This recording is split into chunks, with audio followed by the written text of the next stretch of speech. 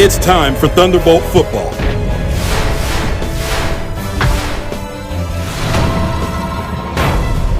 Let's get ready for kickoff.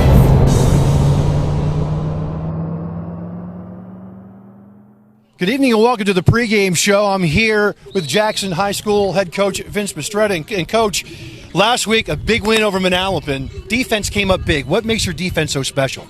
Our kids just work their butts off every week. Tough kids. They know their responsibilities. They take a lot of pride in defense. You know, in a age of football where everybody wants to score a million points and, you know, get a touch on the ball, things like that, our guys just love going to work every day and tackling people. So, for those here in the Millville area who don't know anything about Jackson, obviously a little bit of a bus ride. Tell us about your offense. Tell us about Ty Mann and what he means to this team. Yeah, Ty's a dual threat quarterback. Great kid. He's a honor roll student, National Honor Society type of kid. You know, 4.0 GPA. So he's everything he asked for. You know, smart, loves the game, and is just tough. You know, he's going to find a way to make a play when it matters, and he usually does, and finds a way for us to win. So tell us about the kids. I mean, how do they feel about this week? How are your practices? What's the confidence level? Listen, we expected to be here. You know, we had a rough year last year, and we knew that wasn't Jackson football. So business as usual for us as far as practice went, and we're here to, you know, come down on a business trip and see what happens against a really good football team. So speaking of which, what do you expect to see from Millville today? Oh, listen, we all know what Millville's about. You know, they're going to air it out. They're going to run the ball well as well. They're going to score points. It's our job to do our best to try to stop it, and then try to match them. You know, and try to score some points against them. So without divulging the game plan, what did you tell your kids about trying to stop Millville? It's not about Millville as far as our locker room goes. It's just about us doing what we have to do. We devised a game plan that we think could be, you know, successful. So we go out and we do it, and our kids go play a semi-final football game and may the best team win. So you said earlier that you had a rough season last year. What about this season, or when in this season did you know that you had a chance to make the playoffs? Well, as far as the season went as a whole, you know, the great thing about our team is, with the exception of 2 or 3 guys that were really big contributors last year, the team playing behind me is the team that, you know, went through those trials and tribulations last year. So, you know, we knew the playoffs were in front of us. The schedule was, you know, set up that we can win. You know, we thought we could win more games than we lost, and let the PowerPoints lay where they may. Coach, thanks a lot for your time, and good luck tonight. Appreciate it. Thank you. Coach Vince Mistretta of the Jaguars of Jackson High School will be back right after this. In Cumberland County, let's recycle right. We recycle cardboard, paper, aluminum, tin, and plastics number 1 and 2. Look for the 3-arrow triangle, usually on the bottom of the plastic container. The number in the center determines the plastic number. Remember to recycle only number 1 and 2 plastics. Plastic bags, plastic film, hoses, and wires are not recyclable. They can damage sorting equipment and create hazardous working conditions. Don't trash our future. Do the right thing. Remember, reduce, reuse, and recycle. At Mintz Insurance, we're proud to have been serving our customers for nearly 80 years, offering 30 different insurance products for your auto, home, and business. And to help ensure that you're getting the best rates possible, we give you up to 3 quotes for every policy, so you can choose what's right for you. At Mintz, we're part of the community, local representatives, supporting events, and proud of it. It's part of who we are. Mintz Insurance. Call today and find out how we can help you save on insurance, or visit us at mintzinsurance.com. As an educator, I am passionate about ensuring the success of others. In Cumberland County, we have available grants and funding opportunities. We need to continue to offer more programs for educational growth so that individuals can succeed in the workforce. Let's keep that momentum going. That's why Darlene Barber and I are the people's candidates. I am Priscilla Ocasio-Jimenez, and I approve this message. Ordered and paid for by the Cumberland County Regular Democratic Organization. L. Jones. It's time for Thunderbolt football.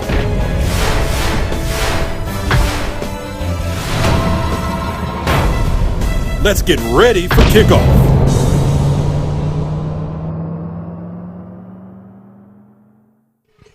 We're back on the pregame show with Millville Coach Ayala. Coach, big win last week against Lacey. So what do you tell your kids about not getting overconfident? It's another football game, and that's what we're here to do today, play another football game. We understand the stakes. We understand what's at stake. We understand what we have to do. But we're going to play Millville football. We're going to play OBG football. We're going to represent our city in the right way. So A lot of folks don't see Jackson, especially people in Millville. They probably don't know where Jackson is, right? I had to look it up. So, what are we expecting out of Jackson tonight? I expect a hard-fought football game. They worked just as hard as us to get to this point in the season. They were 7-2. I mean, I respect every team that comes out on this football field, no matter who they are or where they come from. So, I mean, with that being said, our guys are on that same mindset. So we're going to come out here and play football, and we're expecting a good football game from them. And one thing that has to be on your mind is last week in meeting Manalapan, they had a pick six, and they also had another interception that set up their winning field goal. So that's got to be on your mind for a pass-happy team like Millville. I guess. I mean, let's do what we do, and we're going to take advantage of what they give us. They can take away one thing, but we're going to bring another. I mean, we're just confident in everything we do, and I say that in the most humble way. So what have you told your team? What are the keys to this game in your mind? Obviously, taking care of the football and playing OBG football, but are there some specific things that you told the team you'd like to see this week? Yeah, I mean, we got to play a cleaner game. We can't have 9+ penalties in a game. We got to, we got to make sure that we're disciplined, in every facet. We got to win the special teams battle like always.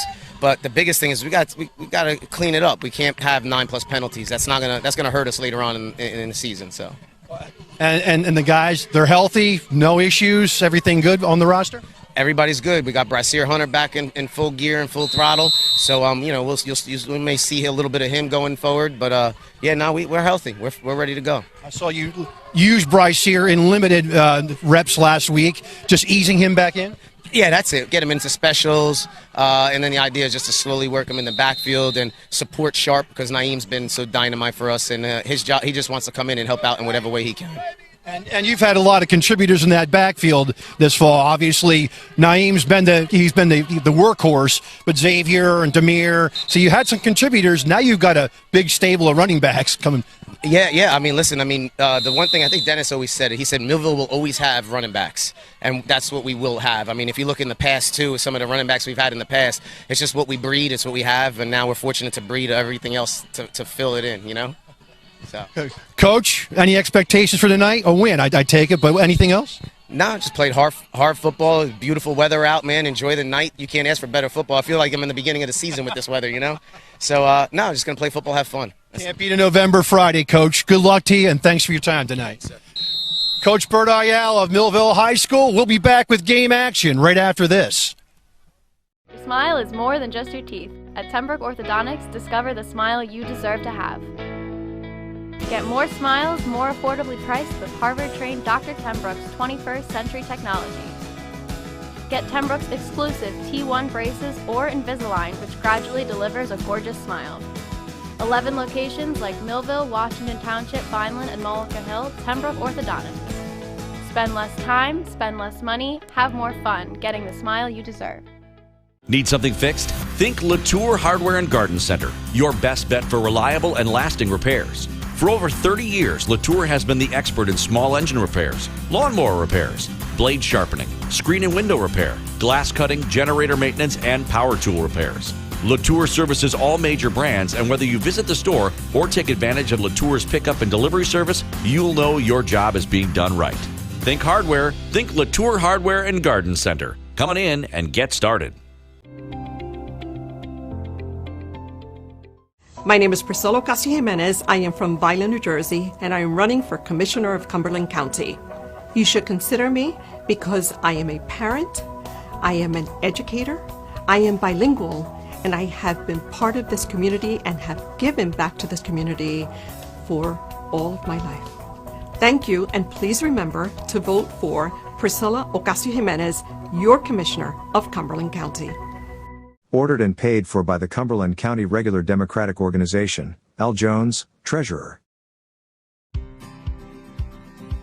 Well, Wildflower Vegan Cafe is one of the longest running all-vegan eateries in the state, and the only one in South Jersey to feature so much local and organic produce, where everything is made in-house from scratch. We have a small seasonal menu that changes frequently. We can always find healthy, hearty salads, wraps, soup, and baked goods, all made in-house.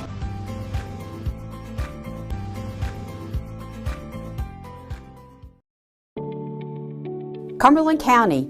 Under our leadership, the County Commission Board is committed to making our community a better place to live.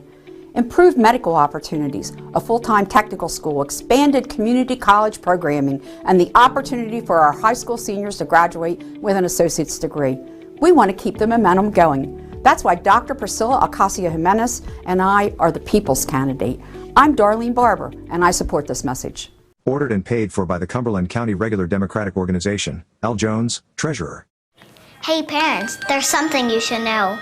If you don't teach me about money, that's okay. I'll live off your nest egg for the rest of my life. Feel confident talking to your kids about money. You're gonna find me a real one, right? Before it's too late. Get ready at td.com/kidsandmoney. In Cumberland County, let's recycle right.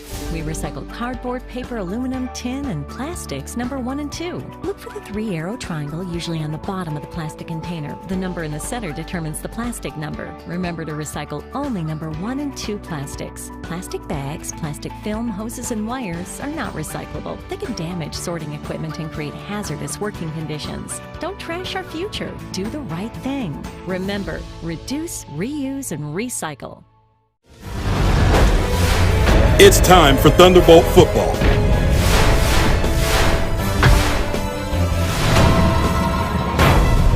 Let's get ready for kickoff.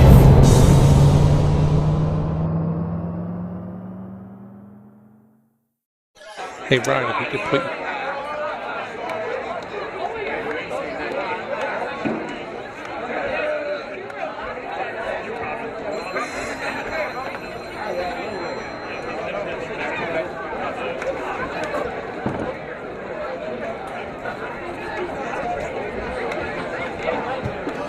Good evening and welcome to John Barbour Stadium at Wheaton Field tonight.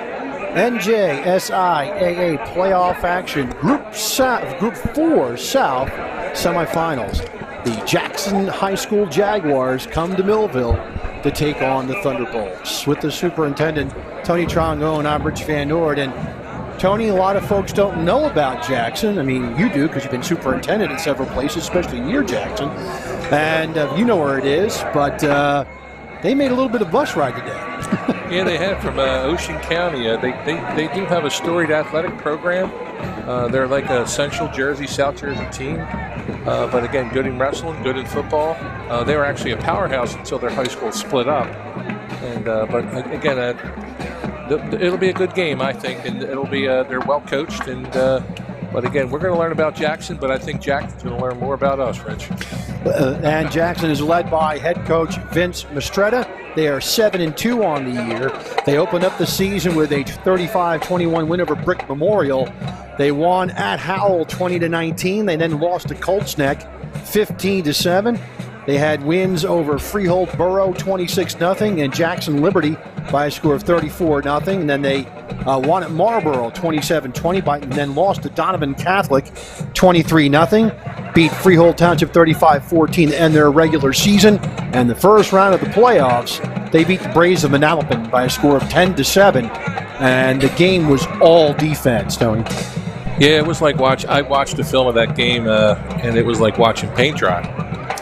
Although it was a wet game, again, it was a defensive struggle, and you know the stats on that game, Rich. It was scoring was on a pick six.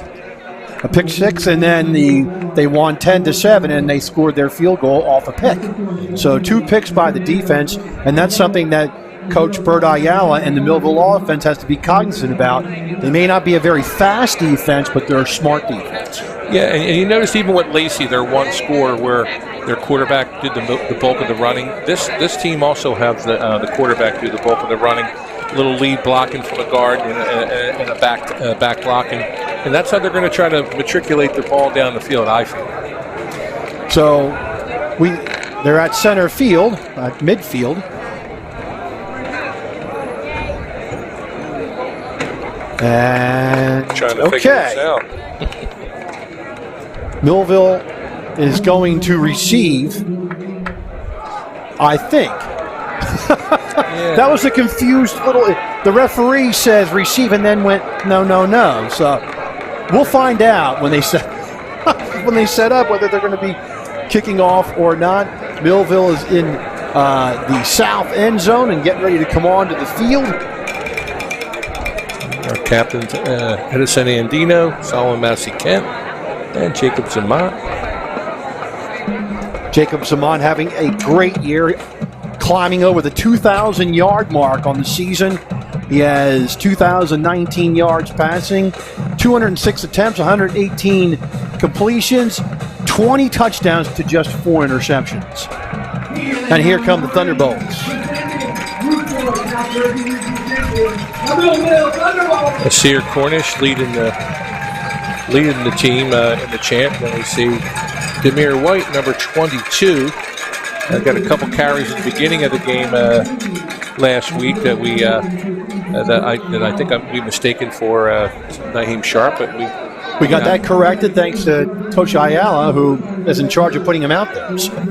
Yeah, but I got it in defense that the uniform, the colors, tough to see the numbers. I told you. I don't know if there's somebody who can talk to the athletic director, but you got to have those jerseys pulled down so I can see the number. Old guys can't see it. We're getting ready for our national anthem.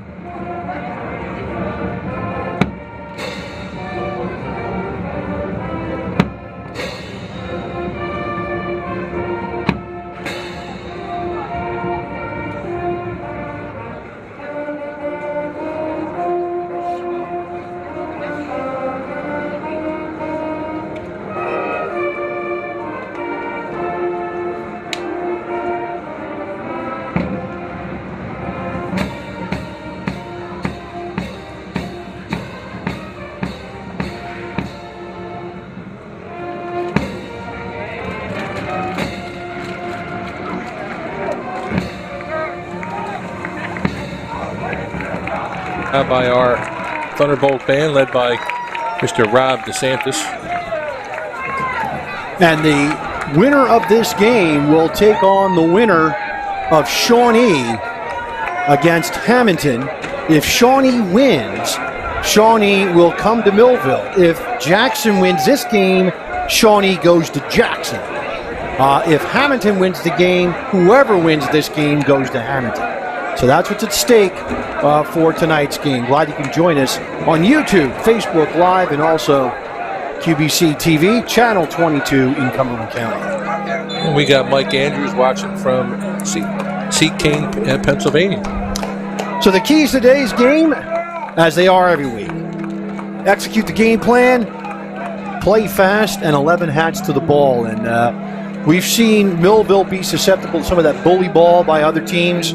And like last week and past weeks, Millville may get gashed a little bit, but then they get those 11 hats to the ball, Tony. Yeah, they do. And we've seen that against the two previous teams. It was Lacey, but most importantly against Ocean City also. And Cherokee.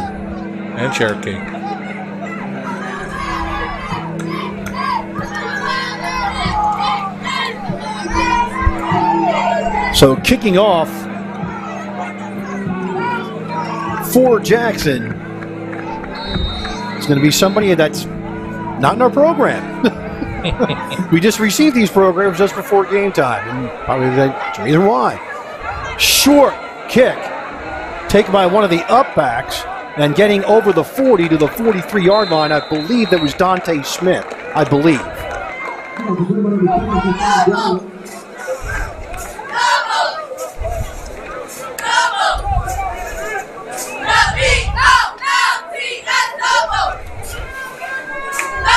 Looks like it was Kayshawn Jones, so my bad. Number 7, not number 2. 1st and 10 at the 43-yard line for the Thunderbolts. They come out in their base set. 4 wides, 2 to each side. And Naeem Sharp is the running back. Zamont fakes the handoff. Goes down the field. He's got a man that's just overthrown. And that was Brooks.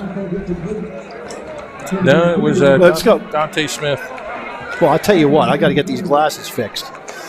It's Brooks is not going to be playing in the first quarter, I believe. I've heard. Jackson comes out. They played at Manalapan in a 4-man front. They start the game in a 3-man front, so that's interesting. So they're going to be playing towards our speed, the 3-4 defense. 2nd down and 10. Handoff, Sharp into the line, and he'll get to the 44-yard line. Gain of 1. It'll be 3rd and 9.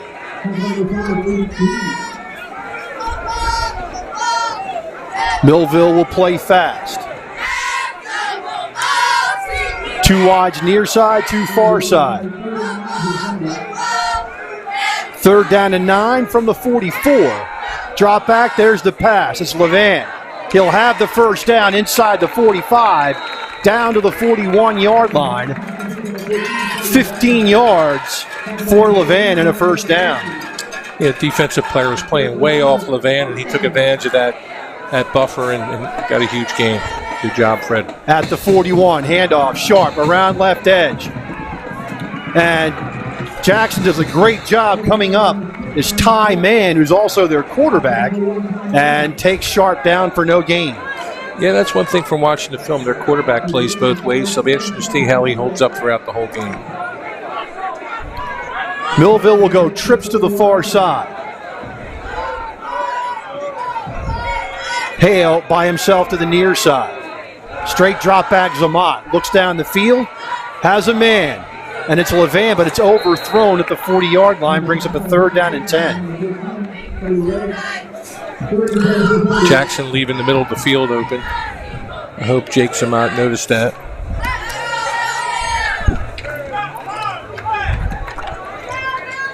Brings up a 3rd down and 10 for the Thunderbolts. Ball at the Jackson 41-yard line. And Zamont talking to Coach Ayala about a play. I have to hurry this up.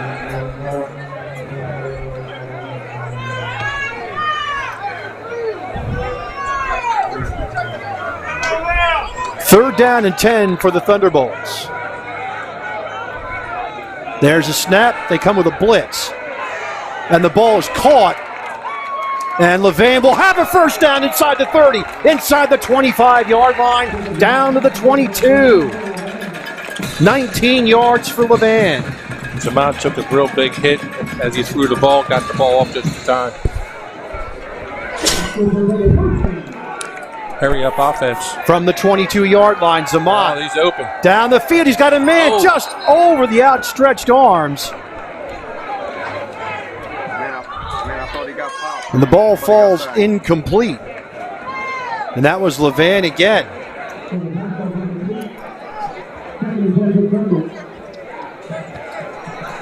Second down and 10 from the Jackson 22-yard line.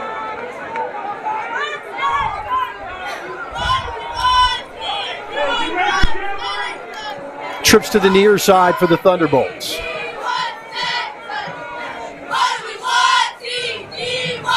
Zamont drops back, has a man. That's Kayshawn Jones. And he's going to be at the 14-yard line. That'll be a gain of 8, 3rd and 2.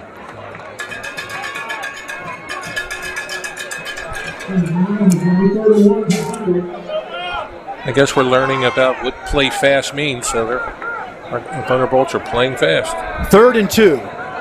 Handoff, Sharp. He'll have the first down inside the 10, down to the 9-yard line. That's going to be a gain of 5 and a first down. First and goal for the Thunderbolts at the 9.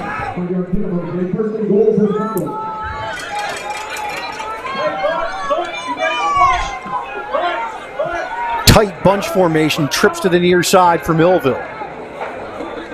Going to go pitch wide. Sharp has the edge, gets inside the 5. He's pulled down at around the 3. We'll see where they mark the ball. We'll call it the 4-yard line for a gain of 5. Second and goal from there. Just complimenting our receivers on their downfield blocking. Second and goal. Zamat back to pass into the end zone, and it's overthrow looking for Levan. 3rd and goal from the 4. Try a little fade pattern. Wrong shoulder. And in Hamilton, the Renegades from Shawnee have gone up 7-0 on the Blue Devils. That game taking place in Hamilton. 3rd and goal from the 4-yard line. Handoff, Sharp up the gut. He's going to barrel his way forward. He'll get close. They're going to mark him at the 2.5. It's going to be a gain of 2. 4th and goal. We're going to go to a full house offensive set. I see Joe Zamat come in, Demir White, and Xavier McBride are in the game. So Millville will go to full house. The ball is inside the 3-yard line between the 2 and the 3. So Sharp, Bryce Hunter, and Demir White. Full house set.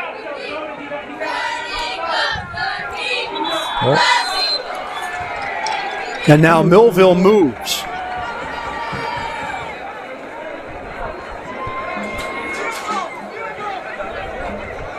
They're going to go for getting ready for a field goal.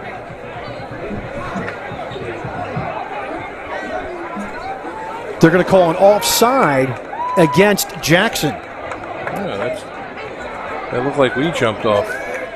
So now 4th and goal from just outside the 1. The referee is holding up the game here.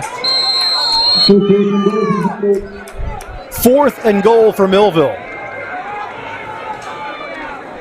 Straight into the line, and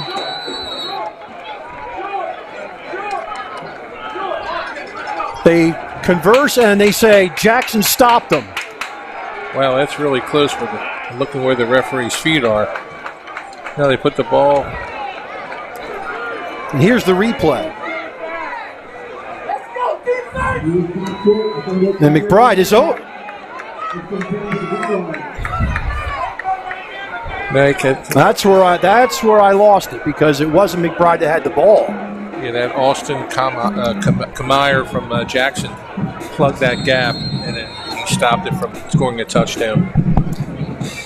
So Jackson has it 1st and 10 inside their own 1. That ball is touching. It looks like it's touching the goal line right now, Rich. It's like on literally the 1 foot line.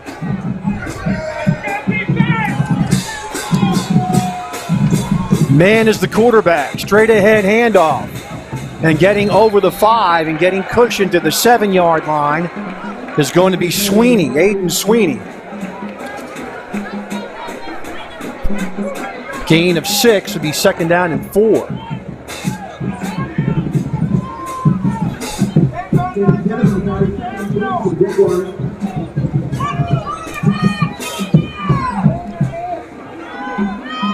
Second down and 6 from the 7-yard line for Jackson. Shaquem Sapp making a play. And it's going to be Man. He'll take it and he'll get over the 15 to the 18-yard line. It's a gain of 11 for Man and a 1st down. Yeah, they got us on the edge on that play. Good blocking by Jackson. We got to get our hands out in front, get in front of that block. They took the edge away from us. 1st and 10 for the Jaguars at the 18-yard line. Clock under 7 minutes now left, 1st quarter. No score.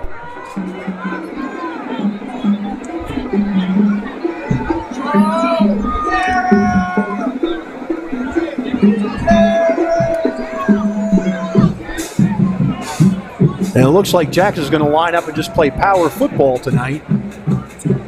Yeah, like I said, I expect the quarterback to make a lot of keepers and run the ball. Jackson calls timeout. 6:35 left 1st quarter. No score back after this. Are you ready to find your fit at Rowan College of South Jersey? I'm ready.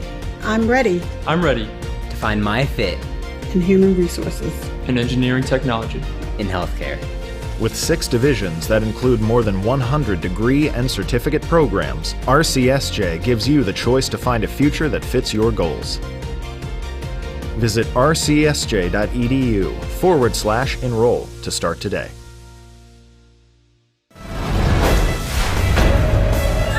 And now, back to the game. First and 10 for the Jaguars at their own 18-yard line. Other scores: Kingsway over Cherokee, 7-0. St. Augustine, 7. St. John Vianney, 0. And handoff. Round left side, and lots of space for Sweeney. Over the 40 to near the 45-yard line. Mark him out of bounds at the 44, gain of 26.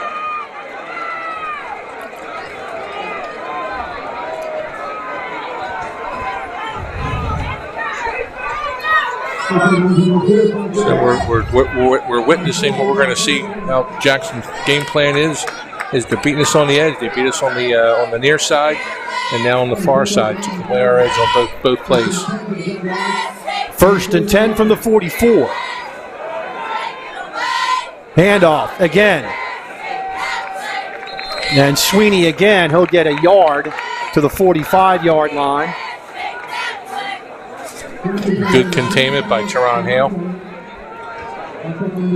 Coach Carr rotating the defensive lineman.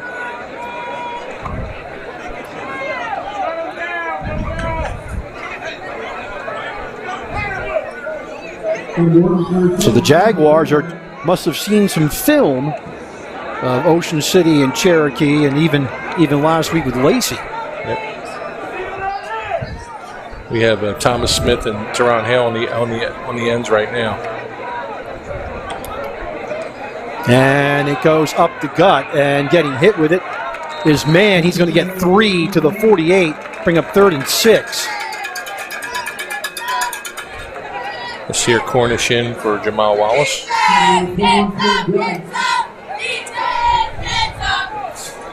Shawnee scores a field goal to go up on the Blue Devils of Hamilton 10-0. Still first quarter up in Hamilton.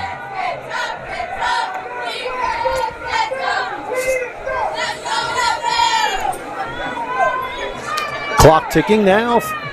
Closing down on 5 minutes first quarter. 3rd down and 6. Big play here. And it's going to be a handoff and breaking tackles and getting across midfield to the 49 of Millville. That's going to be Sweeney, gain on the play of 3. It'll bring up a 4th and 3. Looks like Jackson's going to go out and punt. So Millville got gashed early. A couple of big runs for Jackson, and Millville will have to watch out for the fake. This is good fake territory here.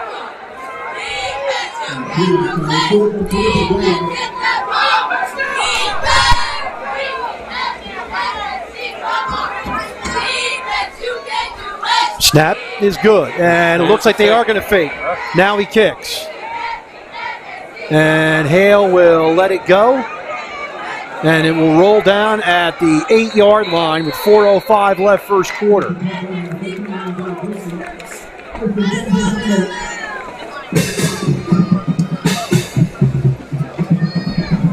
So Jackson did a real good job of putting us back in our own side of the field after they started that drive on the 1-foot line. So Millville will have it 1st and 10 from their own 8-yard line.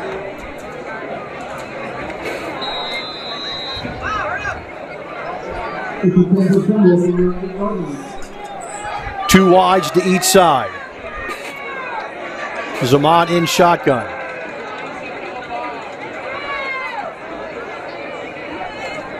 Handoff, Sharp, good cut across the 10, and we'll get to the 15. We're going to mark him at the 16. That's a gain of 8. 2nd and 2.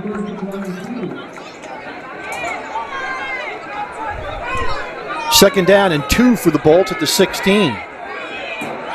Sharp again. And he's going to be dragged down for a loss of the yard at the 15.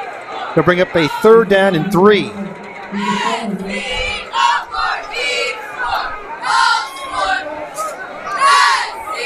We got to sustain our blocks. Zamat takes the snap. Quick throw. He's got him in. That's Levan on the sidelines. He's pushed out of bounds. See where they mark the ball? They're going to mark him out at the 32-yard line. Gain of 17.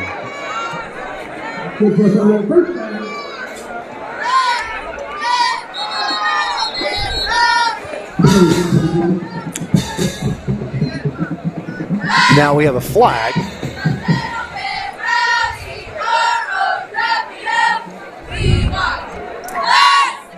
It's an illegal procedure against Millville.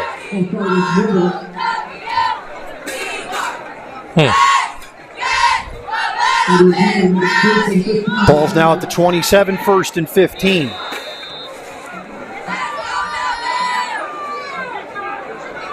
So Millville getting a lot of cushion on the outside from the Jackson DBs. 1st and 15. Zamat, little slip screen. Over the 30, 35, 40, 42-yard line. That's going to be a first down at the 43-yard line. And that's going to be Dante Smith. Number 7 or number 2? Number 2. 16 yards and a first down. At the 43-yard line, 1st and 10. Handoff, Sharp. Over the 45, gets to the 48, 49-yard line. Let's see where they spot the football. It's going to be spotted at the 49-yard line. Gain of 6, 2nd and 4. Right back at it go the Thunderbolts. 2nd down, 4.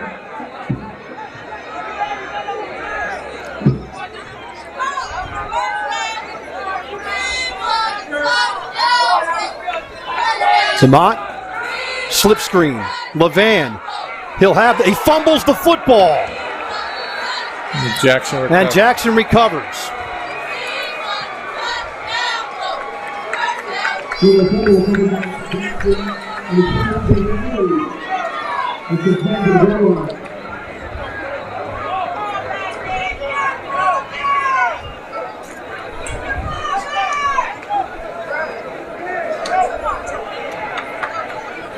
So with 2:10 left in the first quarter, Jackson has it 1st and 10. And Millville, their own worst enemy in the first quarter. Got to settle down here.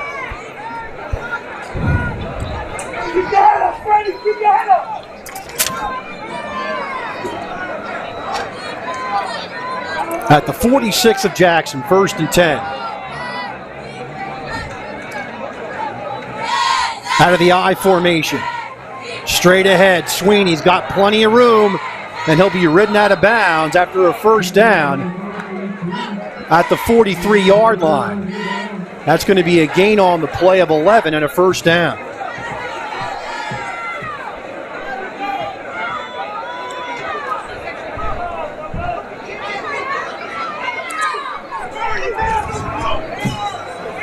At the 42 of Millville, 1st and 10 for the Jaguars. Hamilton Blue Devils are on the board with a touchdown. It's now 10-7. And again, Sweeney, and he's hit at the line of scrimmage and goes nowhere this time. So Millville does a little of adjusting. And it's going to bring up a 2nd and 10.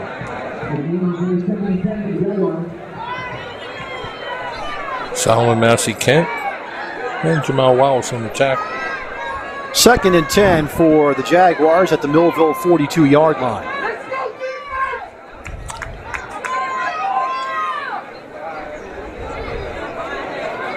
Jackson has no worries about the clock. They want to burn as much clock as they can against us. We'll see them take their time. Now they go power right formation. Running back in motion to give on the jet sweep, and getting nowhere for Jackson was Albert D'Alessandro.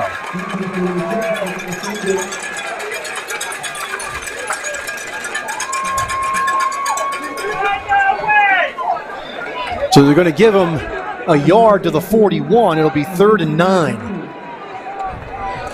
Nasir Cornish on the attack. Had a great game a couple games back, and he's stepping up in that role as linebacker.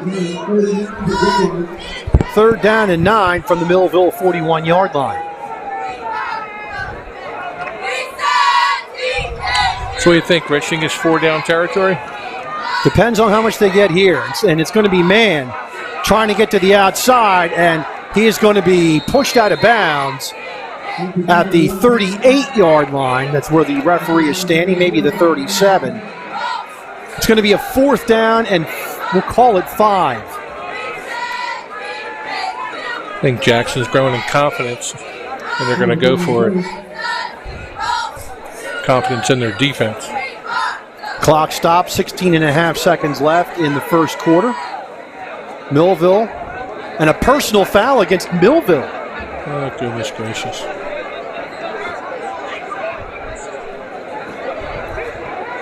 So that'll give them a 1st down. I don't know where that came from.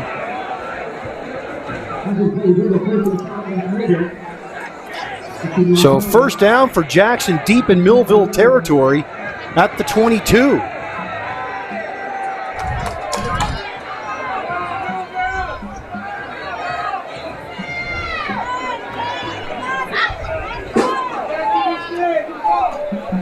Looking at the replay, trying to find out where the personal foul was. Can't find it.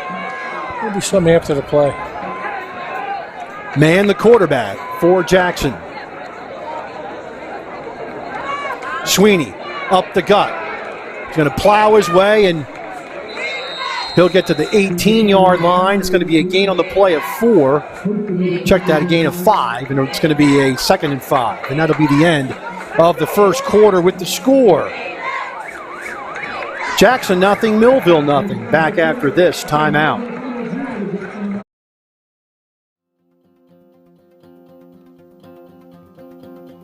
Are you ready to go green and cut down on your electric bill? Then there is only one call you need to make. Soaring Solar is your complete source for solar, including new roof installations. Soaring Solar is a veteran-owned and family-run company. Call the Soaring Solar family today and talk with one of our solar consultants. Call your local Soaring Solar consultant, Vicki Kozak, today at 856-265-1262 or email her at vkozak@soaringsolar.com. And now, back to the game. As we come out of the first quarter break, it's no score, but Jackson threatening. They'll have a 2nd and 5 from the 18-yard line. So our Thunderbolts put ourselves in a precarious situation with that unsportsmanlike conduct penalty. So Millville's had 3 big mistakes today. They failed to convert on the 4th down. They also had the fumble and now the 15-yard penalty. And now Coach Ayala's having a pretty intense discussion with his coaches on the sideline.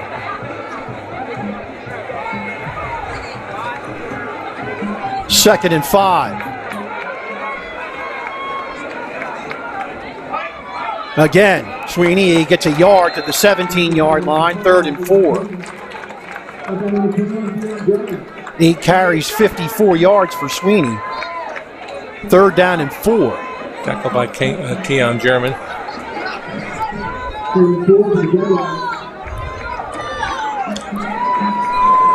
Large change in personnel by the Jackson team.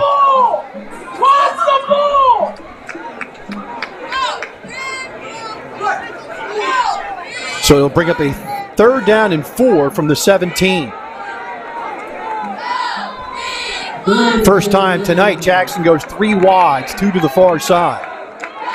Man with Sweeney behind him. Now he motions him out, and he'll take the ball himself, and he's going nowhere. He's going to be taken back for a yard loss, and it's going to bring up a 4th and 5. Thomas Smith with the tackle. Good anticipation. Came in from the offside there to make the tackle. You'll see it. Big play. And so some personnel changes.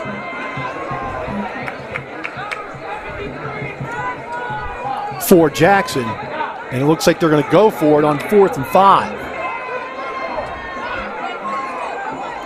4 wides in for the Jaguars.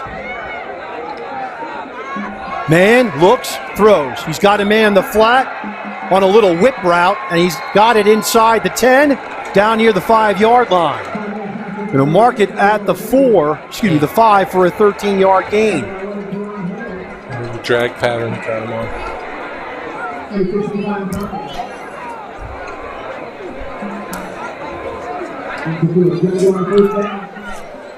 First and goal from the 5 of Millville.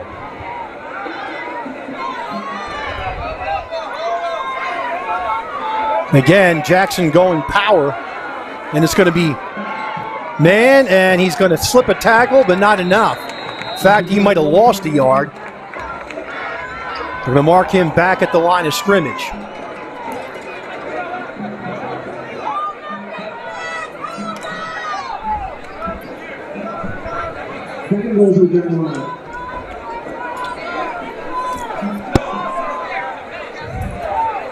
Coach Aiello said they had a really good the score here. We got the tie score, Shawnee Hamilton 10-10.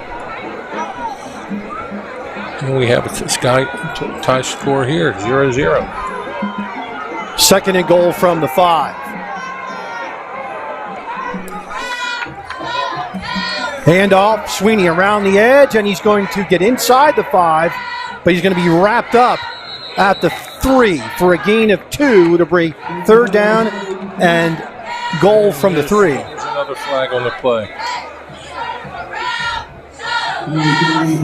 And it looks like it's against Millville. I see Jackson players clapping. And it looks like it's going to be a penalty against, I believe it's against Jackson. Personal foul against Jackson will send them back to the 18-yard line. And if it's after the play, the down counts.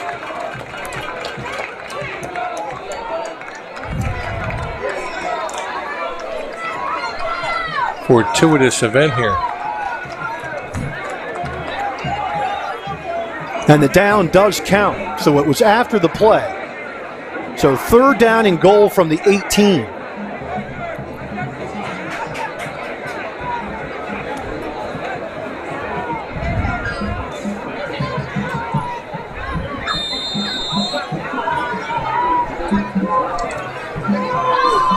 Jaguars send 4 wides out, 2 to each side.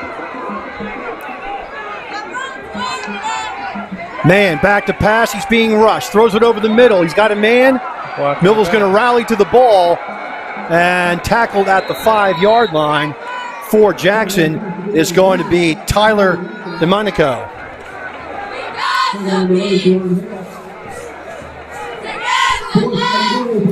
Just a block in the back there.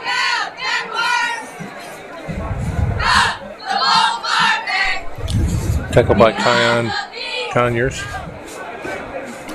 And it'll be 4th down for Jackson. They do have a kicker, but will they use him? And it looks like Jackson's going to take a timeout. We'll take it with him. 8:20 left first half. No score. Back after this. Thunderbolt Area Federal Credit Union is your hometown team for banking. We offer banking which is small town focused and customer based. We know you and we are for you. Thunderbolt Area Federal Credit Union is a nonprofit and federally insured. Solid as a Thunderbolt airplane, we are your team. Thunderbolt Area Federal Credit Union, 1601 Cedar Street. Hi, I'm Bob Millard, President of Thunderbolt Area Federal Credit Union. Come see us and experience banking as it used to be. And now, back to the game. Big play here. Rich, big play. 4th and goal from Millville's 5, and we'll see what Jackson does. We're going to go with a kicker. Looks like they'll be going for it as well. I don't see the kicker on the field.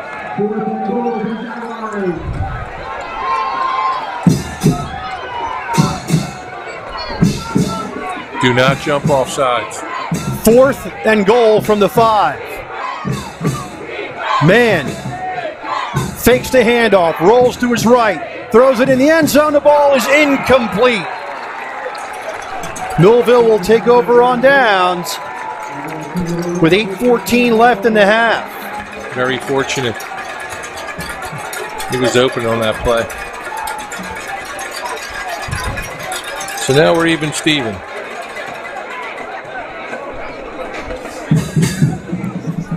Intended for Sean Hubbard. So Millville will take over 1st and 10, and we'll see if they can overcome the mistakes they've made there at the 5-yard line. And Ladzier Brooks, who had served a 1-quarter penalty, is now in the game. And he is flanked to the near side. Zamat, handoff, sharp around right edge, and he is not in. He is inside the 1. They're calling it a safety. Let's see that play again on replay. He was outside of the goal line when he was engaged by the blocker. Excuse me, by the tackler. There he is, right there. He's pushed back. Contact is made outside the end zone.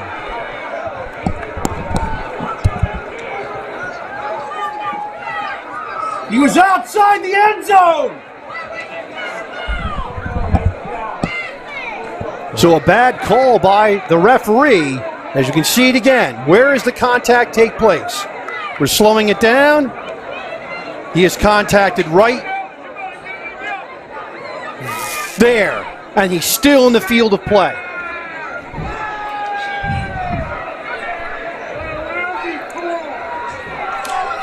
Good job, Ryan, on that. Very good job.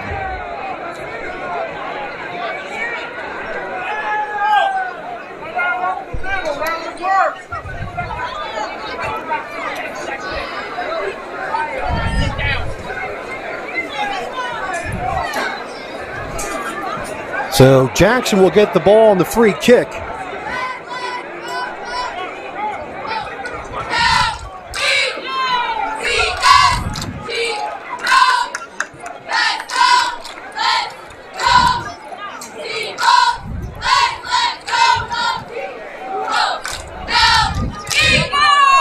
Reynes will kick it off.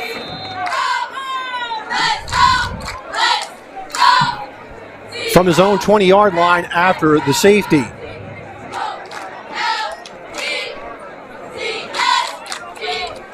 There's the kick, a high end over-ender. Taken and across midfield to the 48-yard line for Jackson.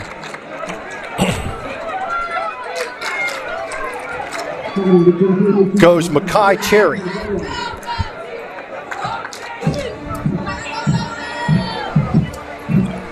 So 1st and 10 at the Millville 48-yard line. Let's see how our defense responds to this now. This first play will tell a lot about what's going to happen for the remainder of the half. 1st and 10 for the Jaguars. And motion before the ball was even snapped. And tackled at the 46-yard line is Sweeney. The fullback moved way ahead of time. Let's go back to the replay, Ryan, if you have it. Here's the fullback. Takes off before the ball's even snapped. Yeah. But they're going to call a hold against Jackson. So even better.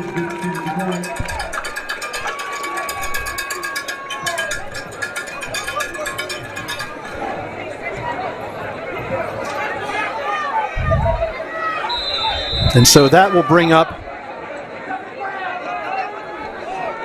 a 1st and 18 from the 44.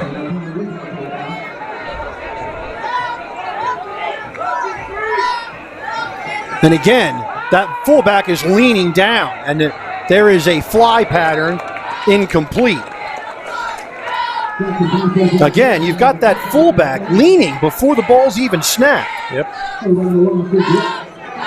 I've been saying it for a couple games now. We've been playing against 2 opponents, not 1.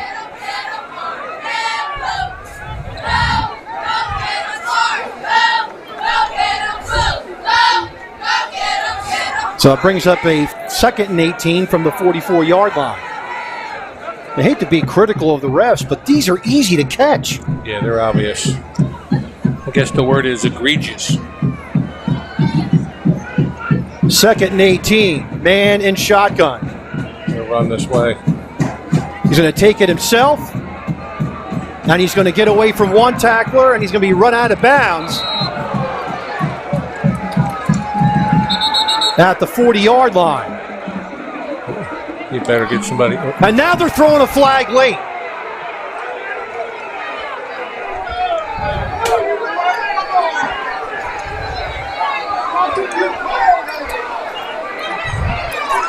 Now they're throwing a flag, and it's going to be most definitely against Millville. We'll see what happens here. And was there a continuation after the sideline? But I hope the gentleman. Conyers did not have his balance. Let's see.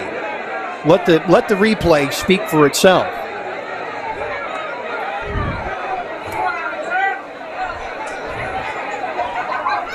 Here comes Conyers over, and then he just takes him. He takes him out of bounds, but he. Yeah, the momentum started outside on the field of play. The contacts took it absolutely, Tony. The momentum started in the field of play and took them to the bench, and should not be called. Yeah, this referee called that on emotion. I hope the young man's going to be okay.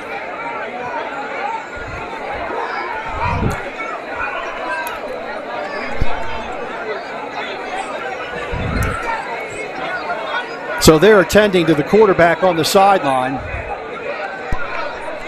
Ty Mann. And as they do, we'll take a break and come back. It's 2-0 Jackson back after this. Changing colors. Life's colors change daily for each of us. We go from happy to sad, anxious to peaceful. There's events we endure and ones we enjoy. The colors of life are always changing, but there's one that's the same yesterday, today, and forever. Come, let us introduce you to him, New Life Church, the church of many colors. And now, back to the game. We're back, and Ty Mann gets off under his own power. Gain of 16. It's going, and it's going to be a personal foul against Millville. Again, Coach, Tony, you're right.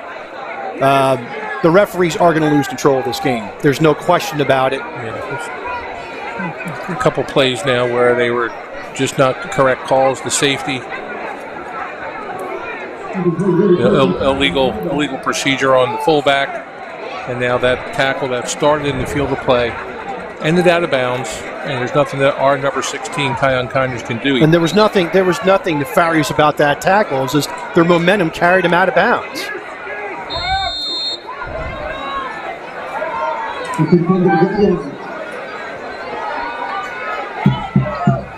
New quarterback in the game, and we have a flag on the play.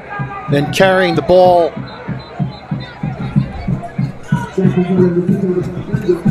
was the new quarterback in the game is Makai Cherry.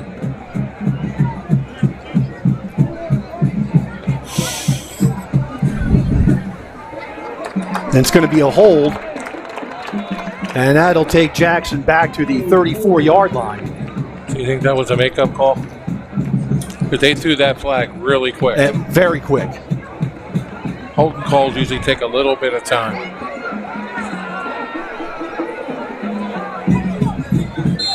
First and 20 for Jackson at the Millville 34-yard line.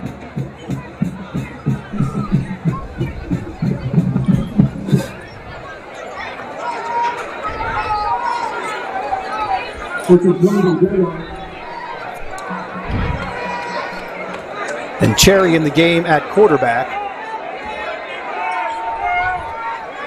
Our crowd is really chattering up right now. First and 20. Fumble. Cherry picks it back up, and he's tackled at the 36-yard line. That's going to be a loss of 2.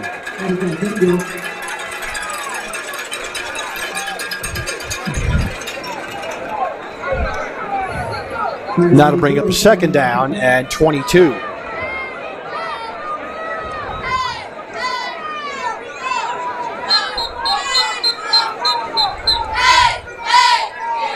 Now we have a referee's timeout. Looks like an equipment issue. Nasir Cornish will come in the game.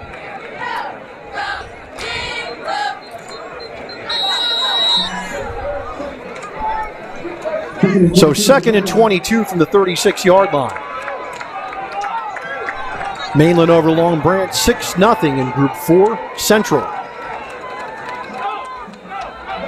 And Cherry with the ball tries to get to the outside. He gets to the outside, and he will get to about the 30-yard line. That'll be a gain of 6. It'll bring up a 3rd and 16. Thomas Smith had good containment, stretched that play out. Should have made a tackle earlier, not Thomas, but our backers. Rasir Hunter was in the game. Good to see him back. 3rd down 16 for the Jaguars at the Millville 35-40 left. In the first half, 2-0 in favor of Jackson.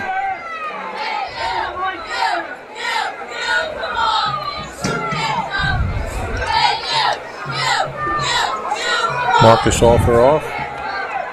3rd down 16. Cherry.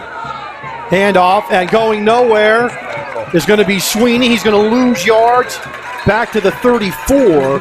It'll bring up a 4th down. Another key play by Asir Cornish. Tackle for a loss. Shot that gap, anticipated that play. You see that right here. Shoot the gap right there. Nice tackle by Asir, assist by Darian Blackowitz. And Cherry is also the punter. And there is the kick. It'll be a fair catch inside the 10-yard line for Millville by Lotsier Brooks.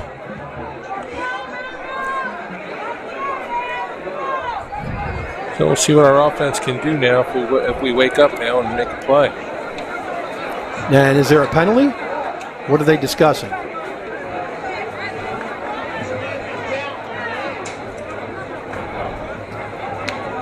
Talking to one of our players, Thomas Smith.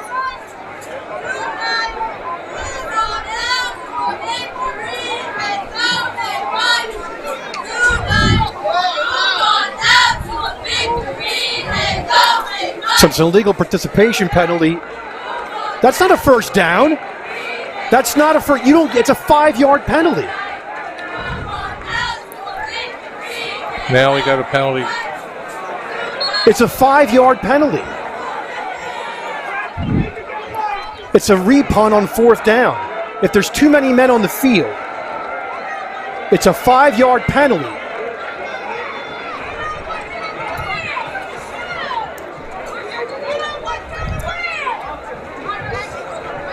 If I was Coach Iowa, I'd call a timeout right now and get his team to whatever this is, I've never seen that before.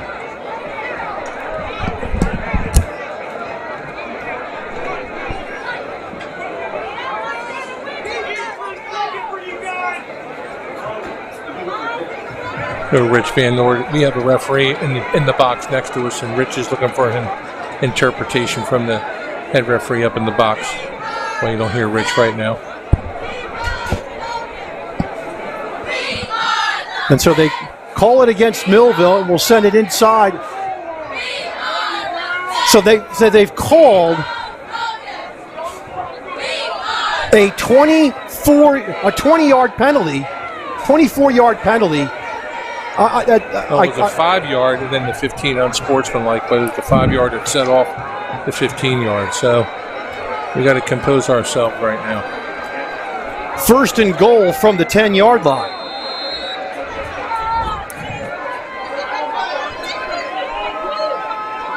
Snap, and taking it in for the touchdown is going to be Mann for the touchdown.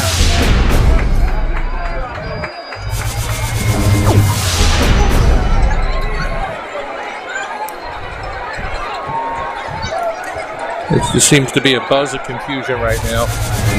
We got to regroup.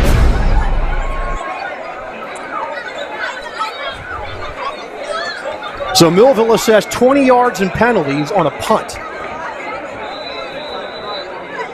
That was fair caught.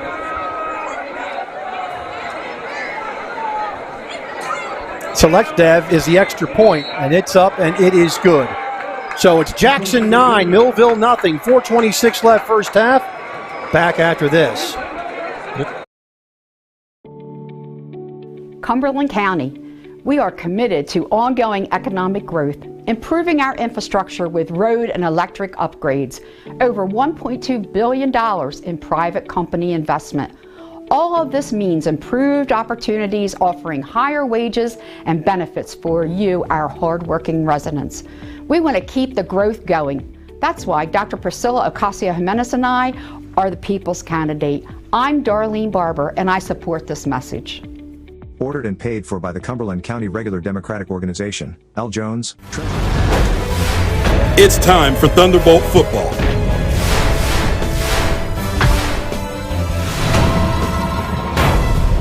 Let's get ready for kickoff.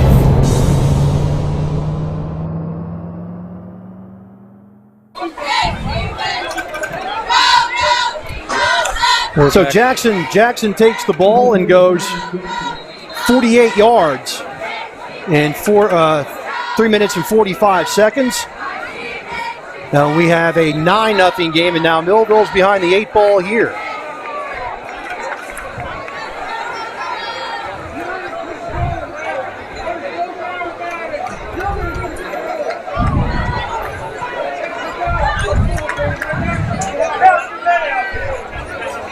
So Jackson will kick it off. Now Jackson's been assessed a penalty. For what, I don't know. And the referees, my eyes been on the field, Rich. I've not seen any signal yet. At the 25-yard line, they'll kick off. So back deep for Millville, Brooks and Smith. Selektev is the kicker, and he will pooch it. And it will come to one of the upbacks inside the 40. And Millville will have it in excellent field position and a chance to get back in this game.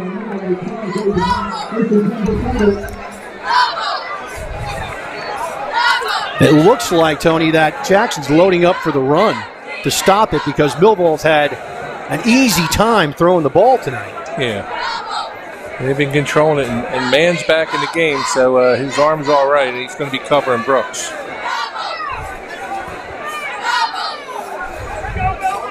So Mann's going to be one-on-one against Brooks, and I would absolutely take that if I'm Zamak. And now we have a flag. Timeout, Jackson. That's their last of the first half. We'll take it with them. 4:23 left in the half. 9-0 Jackson. Back after this.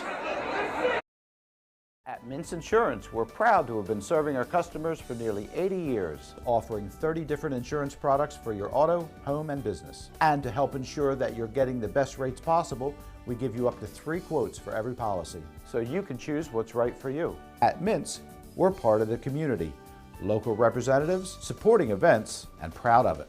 It's part of who we are. Mintz Insurance. Call today and find out how we can help you save on insurance, or visit us at mintzinsurance.com. And now, back to the game.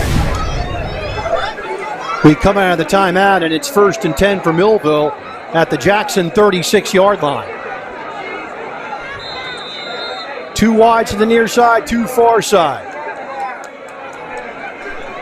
Hamilton takes the lead against Shawnee. Zamat back to pass. Over the middle, he's got Levin! He's inside the 5, down to the 2-yard line. Gain on the play of 34. Middle of the field is open all day, this defense that they have on us.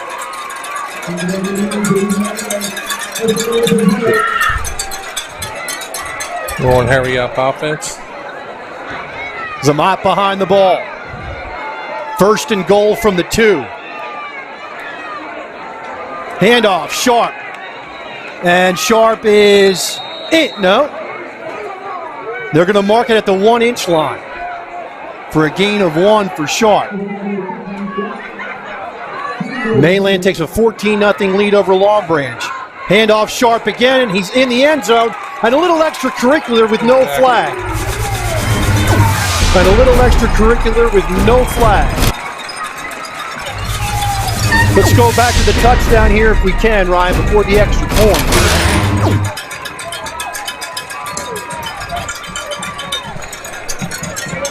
We didn't have time to see Freddie's play either. And there's Sharp. He's in the end zone, and look at this. As he's already in the end zone, he gets taken down by 2 tacklers after touchdown's already been signaled and no call.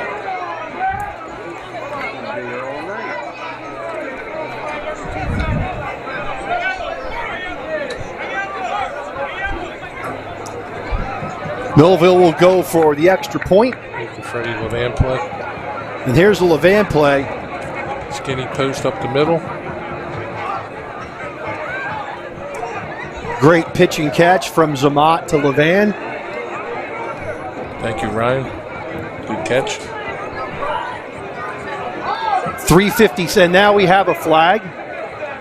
We'll see what the flag is. Or did they pick up a flag? Yeah, I think they got it so loosely attached to their belt it just falls off it. Breon Cobbs is the holder for Jaden Reynes.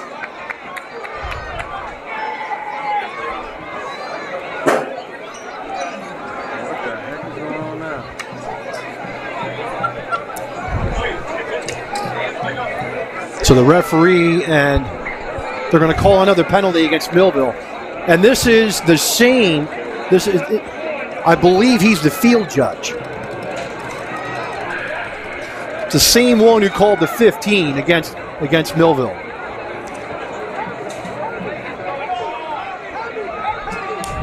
Shout out to Jeremy Cohen, Superintendent Morris River watching the game. So it's unsportsmanlike against Jackson, so that'll be a 2-yard penalty, and it'll be a 1-yard try if they want to go for 2. Go full house. And they're going to go Wildcat with Brooks. Wildcat with Brooks.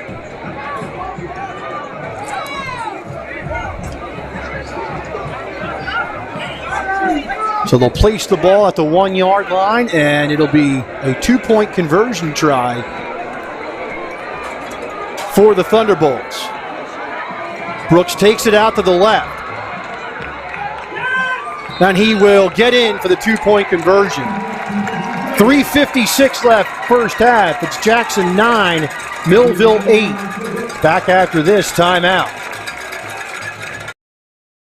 Getting the right pair of glasses along with the quality eye care you deserve can be expensive, but not at Ideal Vision, where for a limited time you can get a complete pair of glasses for just $49.95. And right now that includes our comprehensive eye exam. Ideal Vision is where quality meets affordability, from an on-site optical laboratory making same-day eyeglasses available to hundreds of designer frames from the brands you want, all with the lowest prices guaranteed. We are here for you and your family's vision needs. Call or stop in today at Ideal Vision. You'll be glad you did. It's time for Thunderbolt football.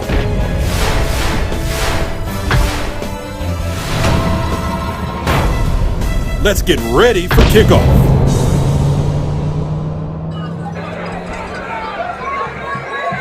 So after going down by 9 points, Millville strikes 3 plays, 36 yards in 30 seconds. 2-point conversion makes it 9-8. And that's who's back for Jackson, 9 and 8. And Hernandez will try to get the ball, and did that hit off his leg? Ryan, I don't know if you have the right on top. Now watch this again. Hernandez was watching it bounce, and it stayed in bounds for a while.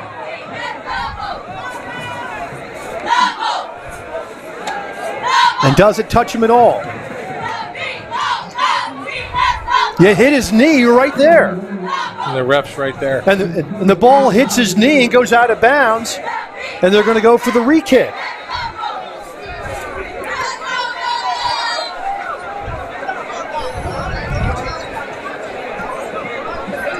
So Millville will kick off the ball from the 35-yard line.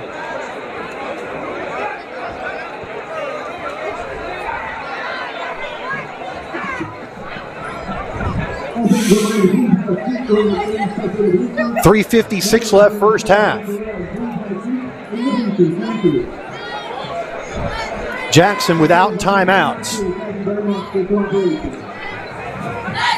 3 plays, there it is. That is the drive. 3 plays, 36 yards in 30 seconds. That is correct.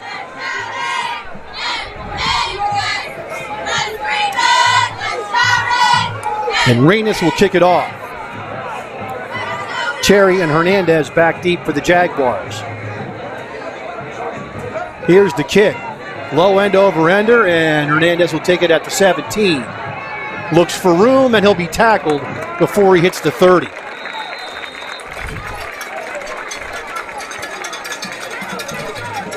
First and 10. They're going to mark it at the 30-yard line.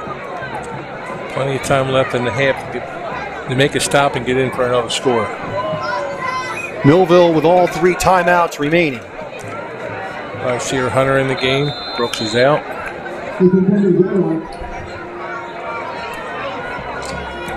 First and 10 for the Jaguars at their own 30-yard line. 2 wide to the near side.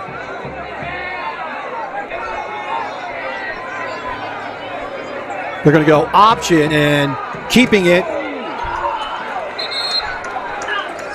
And getting down to the 40-yard line for a first down is the quarterback man. And he paid for it, Kyon Conyers. Put the leather on him.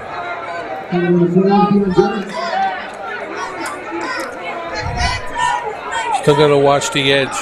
First and 10.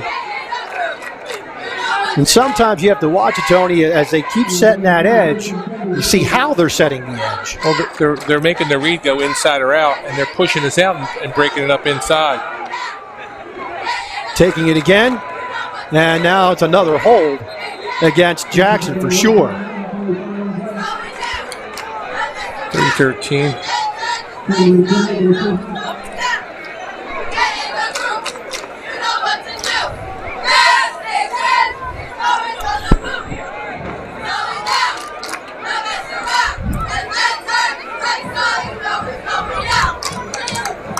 It's going to be a hold against Jackson. So that'll bring up a first. And if they mark it with a flag, it'll be a 1st and 21.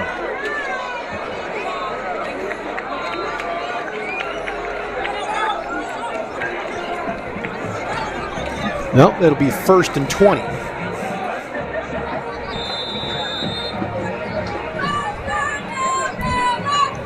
So if Millville can get a first down stop here, they might want to start using the timeouts. Yeah, that's what I was thinking, the same thing. Got to stop the clock so we get the ball back and make another score. 1st and 20 for the Jaguars. Man rolls to his right, looks down, and he's got a man who curled inside instead of, I think he expected him to do a stop pattern at the 35, but his receiver, Cherry, went on the inside.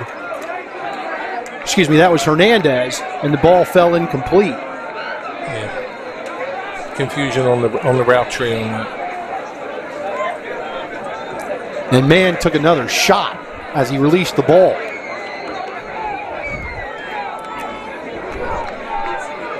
Second down 20, and the clock stops. Trips to the far side for the Jaguars. Millville's going to bring the blitz off the edge.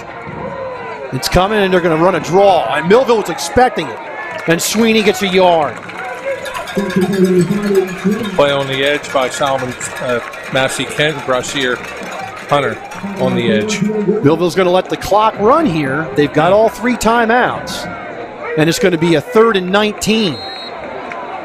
Call timeout. Mainland scores again at the Corral in Linwood. And they take a 21-0 lead. And Millville does call a timeout. We'll take it with them. 2:25 left first half. 9-8 Jackson back after this. In South Jersey, we do things our own way. We say things out loud, face things head on, and never back down. And that's how we fight cancer. With the most advanced diagnostics, leading-edge technology, and a team of doctors who know how to treat your cancer. And most importantly, we do it right here at the Frank and Edith Scarpa Cancer Center, Vineland, and the Leading Edge Cancer Center, Mullica Hill. And now, back to the game.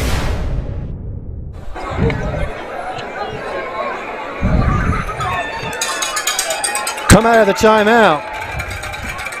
And it'll be a 3rd and 19.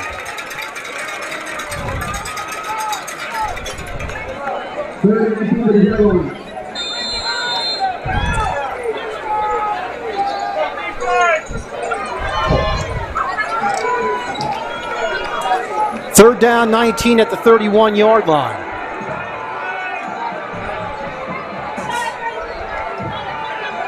They fake the handoff, rolls out. And slipping down and falling at the 24-yard line is Mann. As he got forced way out, and he tried to make a sharp cut back and slipped and lost his footing, and he loses yardage back to the 25-yard line. Now, Ryan, can you run that replay back here as Millville calls another timeout? Yeah, good play by Brashear Hunter, too, to chase him out, make that angle. You'll see Brashear number 20. No, where's he fall? At the 24. Where's the ball? Outside the 25.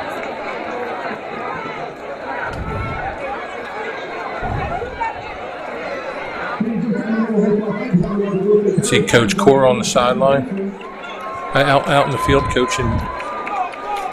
So Millville comes out of the timeout. It is a 4th down and 25 at the 25. And Cherry will punt. Brooks back deep for the Thunderbolts.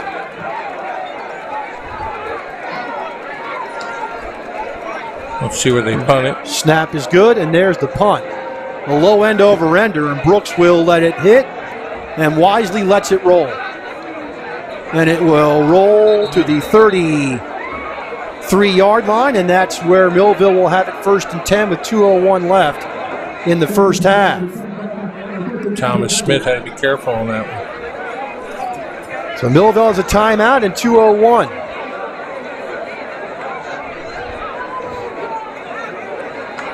First and 10 for the Thunderbolts.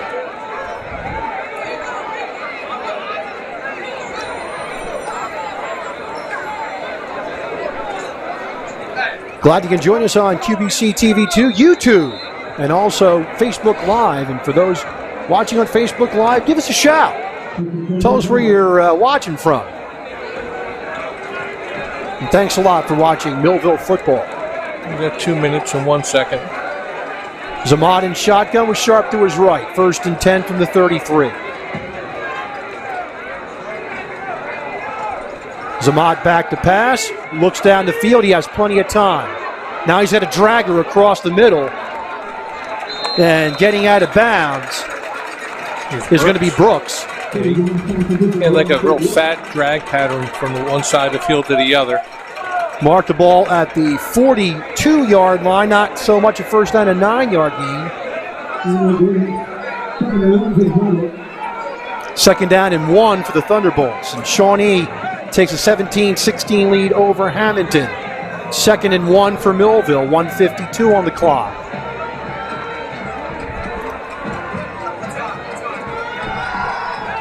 Freddie's open in the middle. And another pass for a first down, and I believe that's Hale on the far sideline. He is at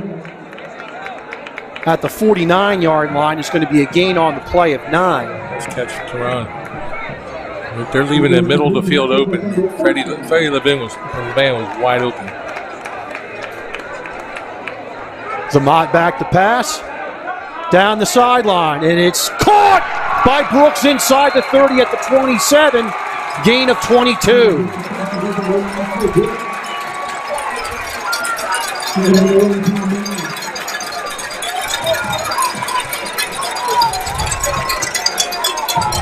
The play by Dante Smith and Hale on the far side. At the 27-yard line, 1st and 10. Zamot back to pass, looks, he's got a man. And no flag as... They don't call interference on that, or even defensive holding? Wow. Is there a replay on that? They replay, yeah, they absolutely held him. There's no question. We get that again. Watch Levan. He's in the slot on the right side.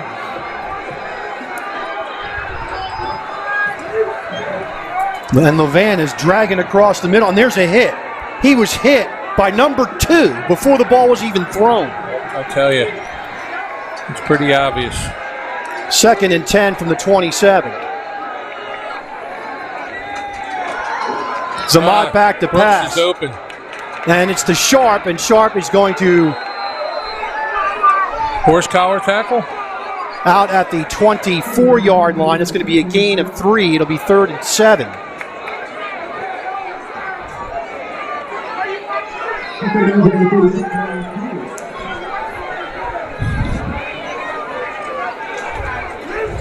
Clock is stopped. 1:13. 3rd down and 7 from the 24-yard line.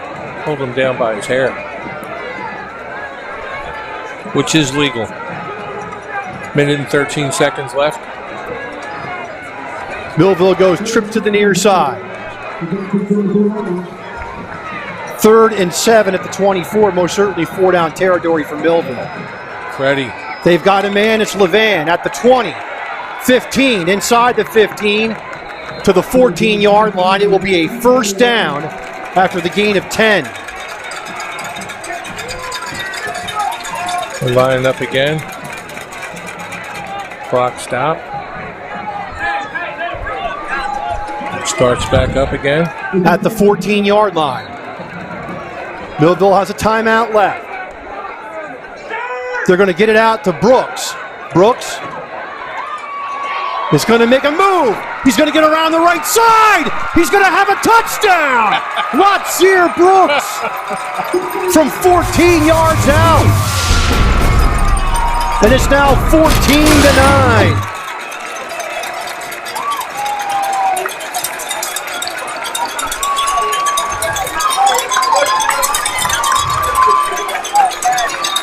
Little swing pass, all that, nothing there, and little swing pass there, and you can see nothing there.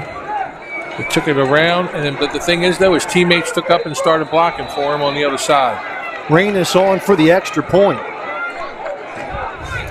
Good job, Latsier.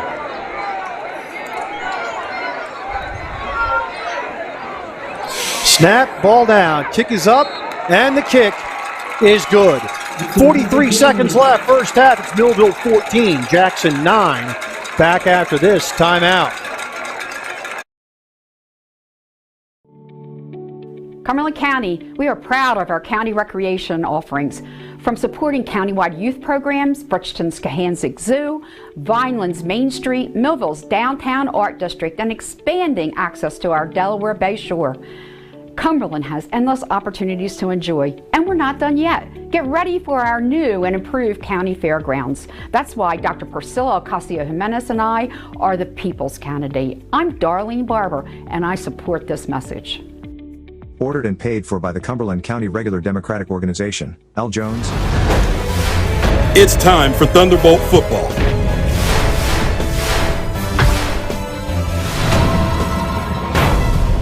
Let's get ready for kickoff.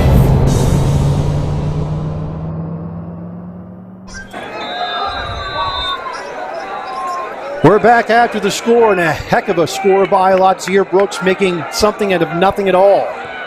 There is the pooch kick and a fair catch at the 32-yard line. And Jackson will have it with 39.3 left at their own 33-yard line. So here's the scoring drive. Millville went 7 plays, 67 yards, a minute 18, capped off by the 14-yard pass from Zamat to Brooks. And Zamat in the first half is 13 of 18 for 181 yards.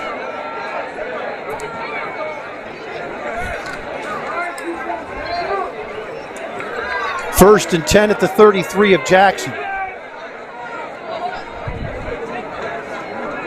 Handoff, Sweeney. And he'll get about 3, maybe 4 yards, depending on the spot. Looks like they're going to give him a generous spot out to the 38-yard line. Make that the 37, gain of 4. 13 carries, 59 yards for Sweeney as the clock runs.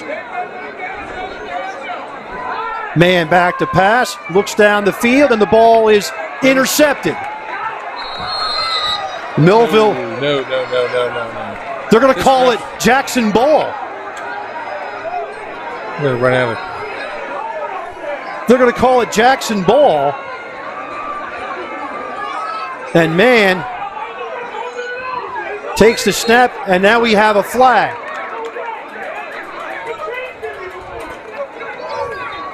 First of all, as soon as the ball is set off the first down, the clock runs.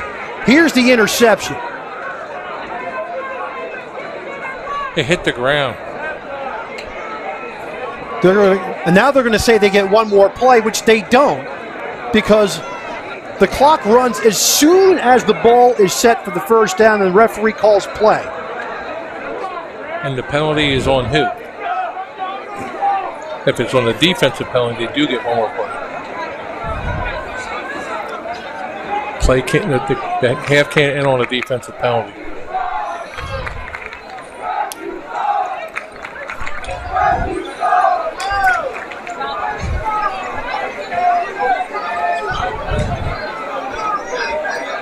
Now they're going to do what? They're going to assess a penalty against Millville for what?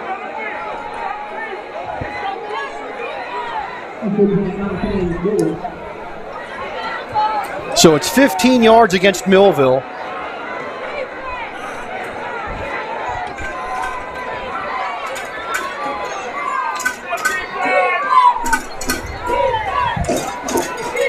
The ball at the 18-yard line. Last play of the quarter. They're going to give 1 second on the clock, of course, which it should.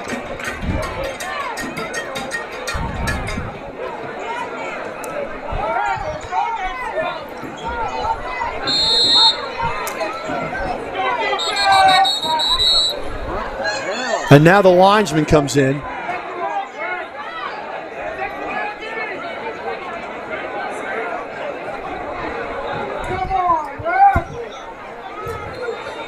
Folks, I've done a lot of football games in my life.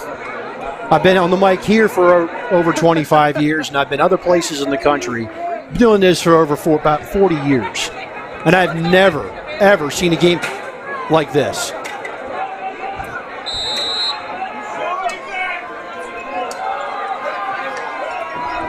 Man back to pass. Here comes the rush. He's going to throw a desperation ball in the end zone, and it's caught for the touchdown in a play that never should have happened. A touchdown catch, and Jackson ties the score at 15.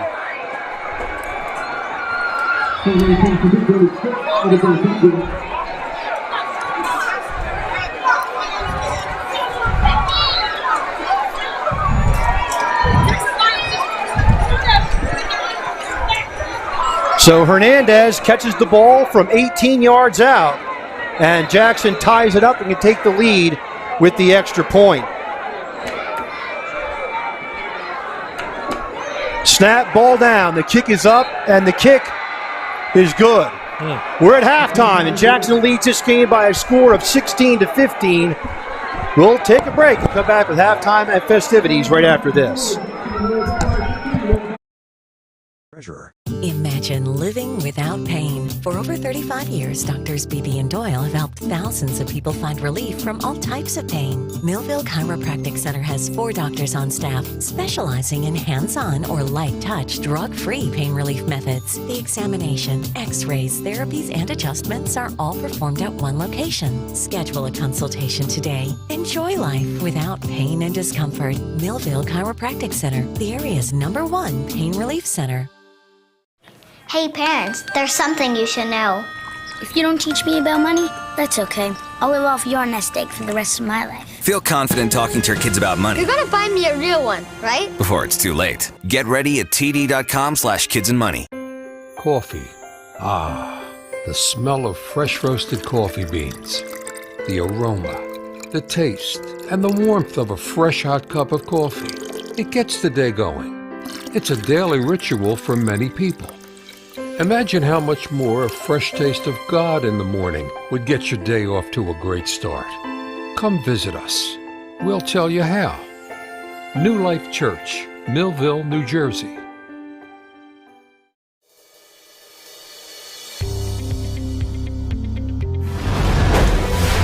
It's time for Thunderbolt football.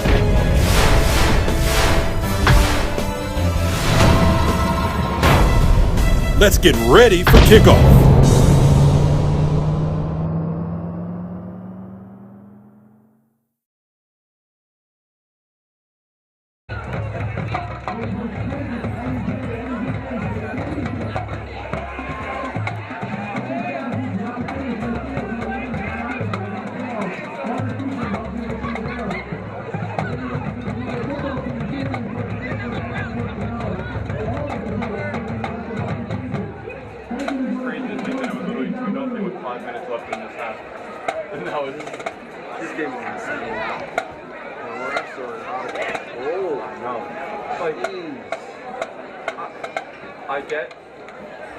Good evening, everybody, and we are getting ready to see the Millville High School Marching Band perform their 2022 show. Super exciting. It's really excited. They are under the direction of Rob DeSantis, and this is their Deja Vu. I hope you guys enjoy it and have a great night. Go Bolts. Let the guys play, relax. Literally, that's so frustrating how it was going to be.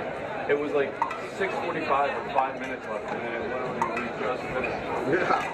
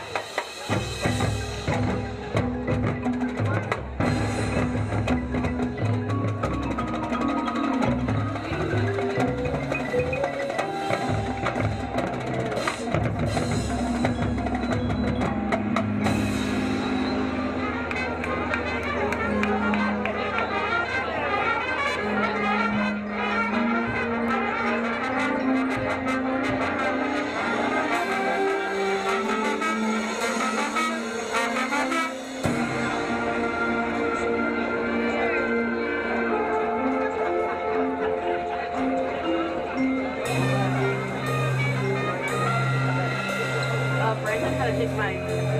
Okay. Do you want this one then? Yeah.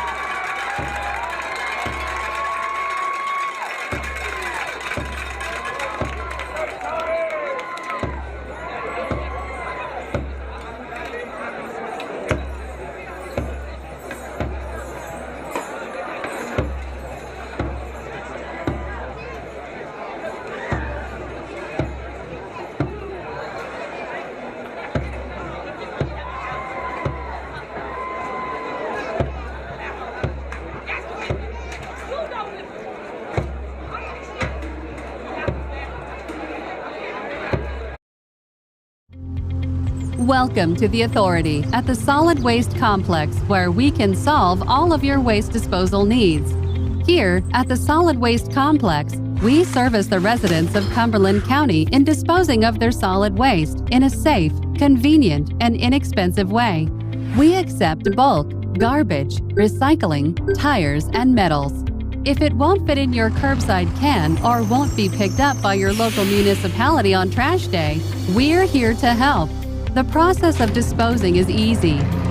When you first arrive at the Solid Waste Complex, you will pull in through the main entrance and follow the paved road to our scale house. Pull onto the scale through the left lane closest to the scale house window. Once your vehicle and waste are weighed, our friendly staff will guide you toward the convenience center. The convenience center is where you will dispose of your waste. Simply follow the paved road and take the ramp up into the area. From there, our staff will direct you to park and dispose in a designated area, depending on what kind of waste you have. Once finished, head back down the ramp towards the scale house for your vehicle to be weighed again. Pay your weight difference at just 4 cents per pound. We accept credit, debit, or cash. However, credit or debit is preferred. As you exit the solid waste complex, you can be happy knowing you disposed of your unwanted items in a safe, convenient, and inexpensive way. Questions? Visit our website at ccia-net.com. Our hours of operation are 7:30 to 3:30, Monday through Friday, 8 to 12 on Saturday, and closed on Sunday. It's time for Thunderbolt football.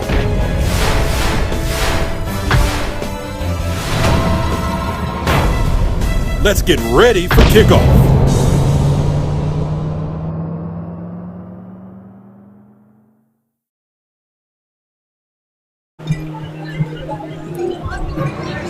We're back at halftime, and Millville trailing in this game by a score of 16-15. And late in the first half, we had a pass that was caught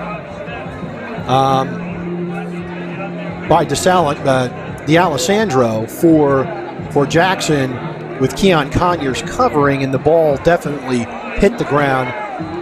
Was incomplete. They ruled it a completion with 6.5 seconds left.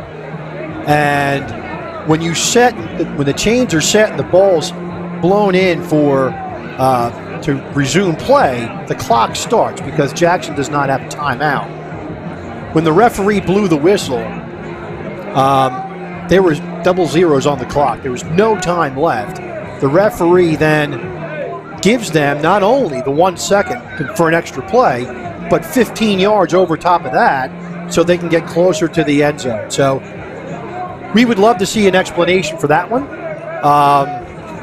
And here is that play. So the play is down the middle. You see Conyers, it's a dual possession. The ball hits the ground, and they give D'Alessandro the catch. All right, so it's now a catch. Fine. Now, get on the ball.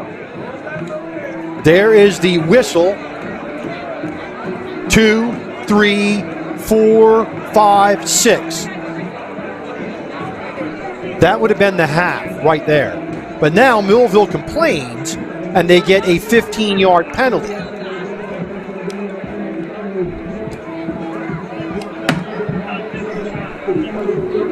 So we'll just run through this here, and then there's an explanation. And first of all, there's no time left on the clock.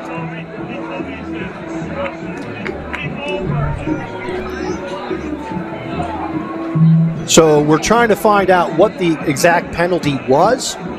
No explanation for that.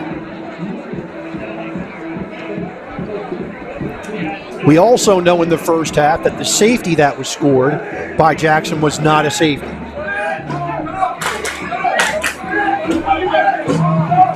And so they're going to call it unsportsmanlike against Millville, I guess, and I'm just conjecture, for arguing that there should have been no time left on the clock. So they gave Millville the extra penalty.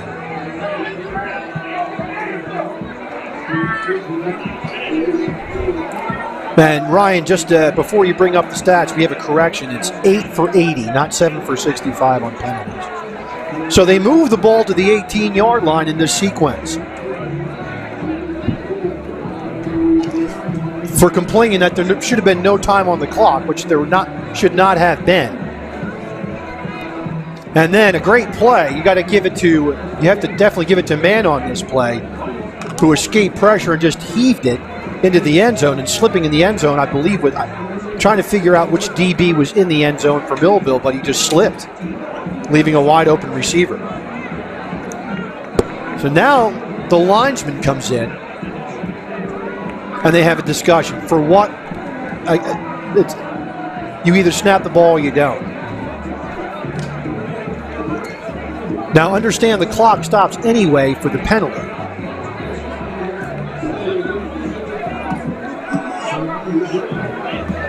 So then, and you can cut it off here, Ryan, that's fine. And then man makes a great play to get away from pressure and just heaves a prayer into the end zone. And Hernandez is the wide receiver, and he catches it in the end zone with Tyjair Brown, who had slipped on the play. So let's go ahead and go to the halftime stats. Millville behind by a point. Millville with 210 total yards, having a very tough time. Jackson is stopping the Millville passing attack.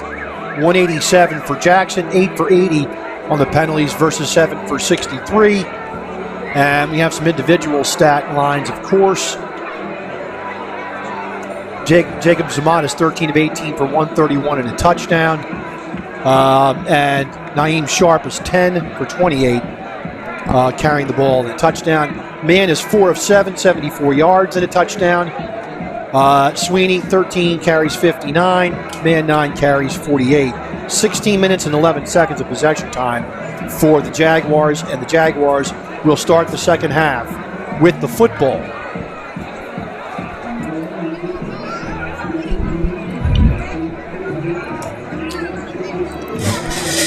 So I guess the hope here is that all heck doesn't break loose sometime during this second half of the game. Yeah, I went and talked. That's why I left, Rich. I left the box and talked to the refs and said, you got to get control of this game. I didn't make a comment about the level of correctness in their calls. Just that they're losing control of this game, and they got to get a handle on it, because our kids are getting very frustrated by the inequity of the calls.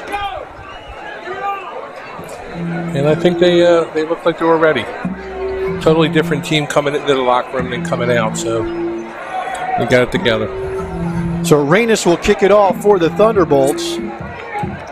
Back deep is going to be Cherry along with Hernandez.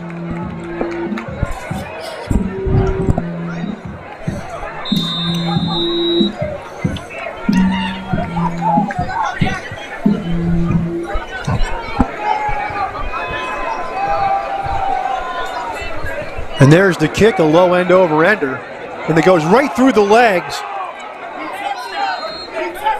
And he's going to call a touchback. He did muff it, and it looks like it went over the pylon, so that would be the correct call. I can't believe it. I'm actually agreeing with him. But yes, here, just a joke, folks. So it does go through his legs, and does it go over the pylon? Yes, it does. It was inside. It was inside the pylon at the 20-yard line, 1st and 10.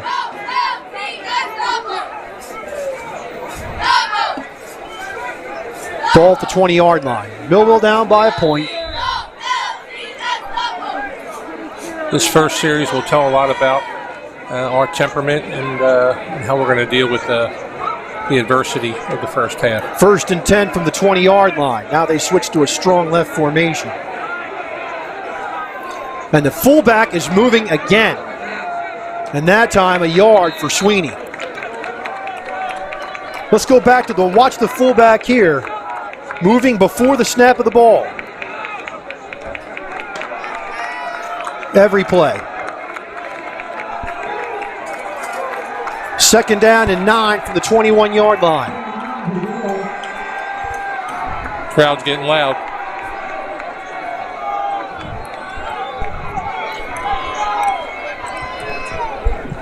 And the clock has been running since the whistle blew, and we're at 20 seconds right now, and the side judge has not even raised his hand yet. 2nd down and 9.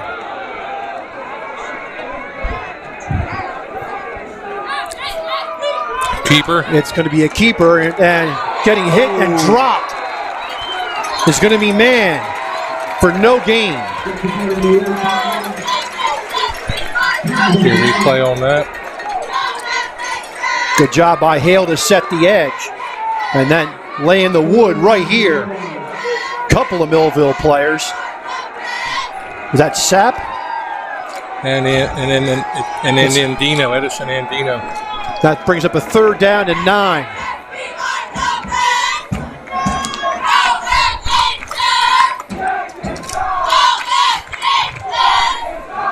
Third and 9 from the 21-yard line for the Jaguars.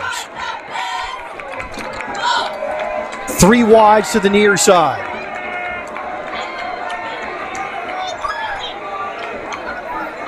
Keeper again. And keeping it himself and getting hit and dropped at the 26-yard line is going to be man. Gain of 5, but it's not enough for a 1st down. Then Jackson will punt the ball away, we think. That was Solomon Massey Kent spying on the quarterback. And Brooks is back deep for the Thunderbolts. Now,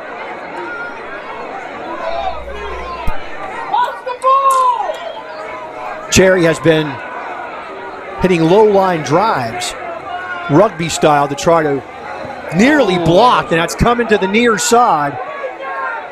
And it's going to hit and roll into Millville territory and be down at the 41-yard line with 9:26 left in the 3rd quarter. I like this field position.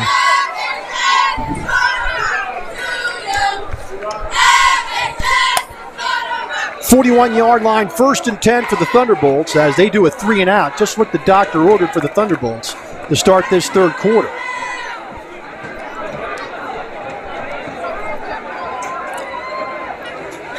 First and 10, ball at the 41-yard line. We're going to catch our rhythm with some running plays, too. Jackson's done a good job. Hale near side, trips far side. Now motion man, they're going to hand it off. And going nowhere is going to be Sharp. He might lose a yard back to the 40.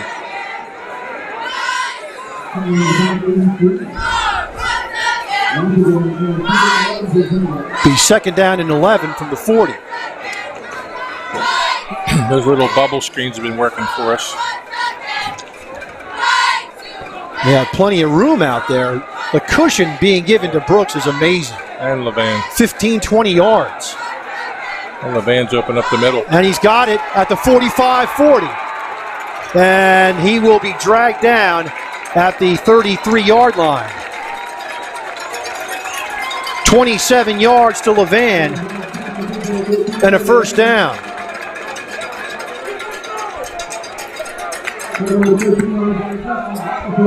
In a hurry up. Another throw. No. And the ball is incomplete, nearly picked off. Brings up a 2nd down and 10 at the 33-yard line. That time the linebacker on the play, it was one heck of a play by Ryan Keeley. Nearly came up with the interception. Yeah, but that Zama threw in coverage that play. 2nd and 10 from the 33. Zamont, handoff, Sharp. Tries to get around left side, has a hole, has the sideline, and he's dragged out of bounds and at the 17-yard line, gain on the play of 16 for Sharp. And here's the play. He's out of bounds, and based off of what happened with Mann earlier, they should have called a penalty because he threw him down out of bounds. He started from inbounds. The tackler, number 6, took a little. D'Alessandro. And now into the end zone, and the ball is overthrown. That time it was a skinny post being done by the receiver, and the ball was thrown for a fade. Yeah. So it's incomplete. Confusion on what route to run between the quarterback and the receiver. From Linwood, Mainland 21-7 over Long Branch. 2nd and 10 from the Jackson 17-yard line.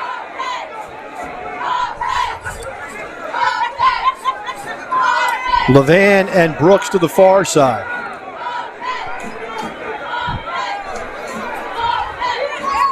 Hale and Dante Smith to the near side. 2nd down and 10.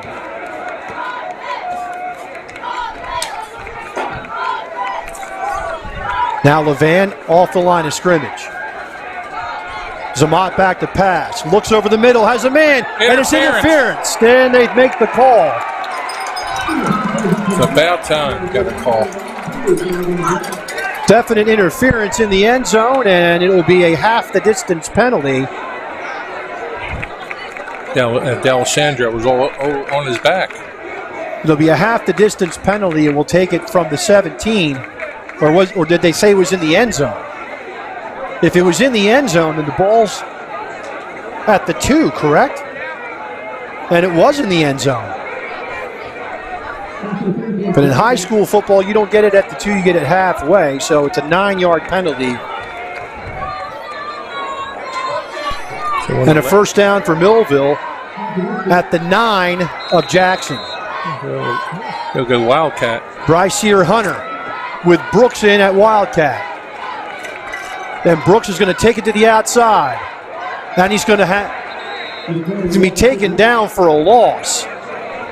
They're going to mark the ball at the 12. Well, they stacked that side with more defenders, and they were ready for that play again. So a 3-yard loss for Brooks, and it's going to be a 2nd and goal from the 12.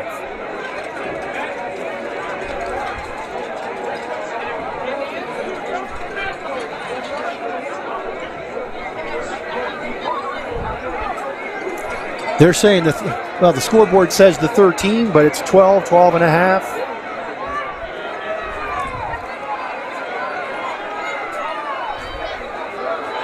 Second and goal.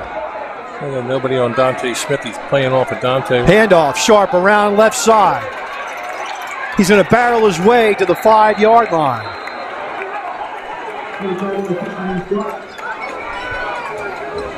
Mark him at the 6 for a gain of 7 for Sharp. Be 3rd and goal. First down. Okay, it's a first down.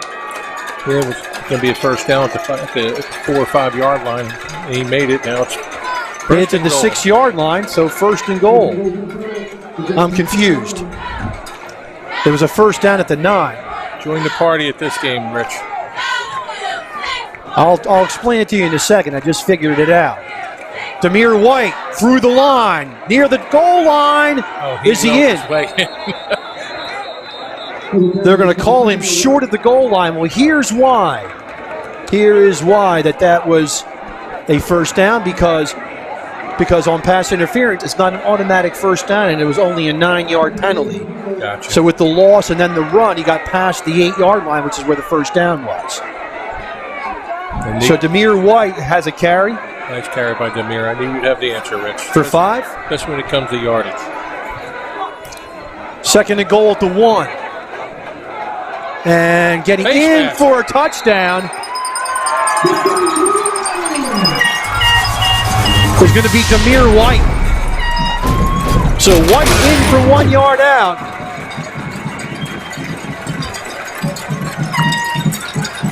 And Millville takes the lead. Now will Millville go for 2 to make it a 7-point game? Got Rainus out there.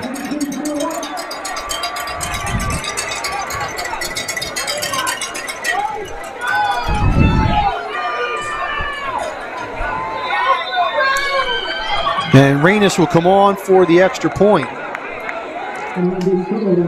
Our left side of our line was been weak last week. We got to make sure we convert on these kicks. Snap, ball down, kick is up, and the kick is no good, wide left. 6:05 left, third quarter. 21-16 Millville. Back after this. In Cumberland County, let's recycle right. We recycle cardboard, paper, aluminum, tin, and plastics number 1 and 2. Look for the 3-arrow triangle usually on the bottom of the plastic container. The number in the center determines the plastic number. Remember to recycle only number 1 and 2 plastics. Plastic bags, plastic film, hoses, and wires are not recyclable. They can damage sorting equipment and create hazardous working conditions. Don't trash our future. Do the right thing. Remember, reduce, reuse, and recycle. At Minsk. It's time for Thunderbolt football.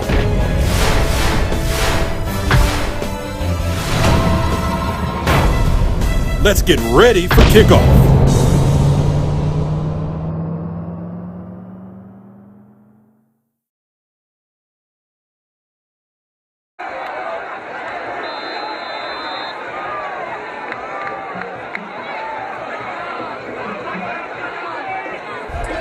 Millville will kick it off after the touchdown. And it's going to go up to Hernandez. They're going to fake the reverse. Then Jackson has the sideline. And being knocked out of bounds inside the Millville 40-yard line is going to be Cherry. So 1st and 10 from there for Jackson.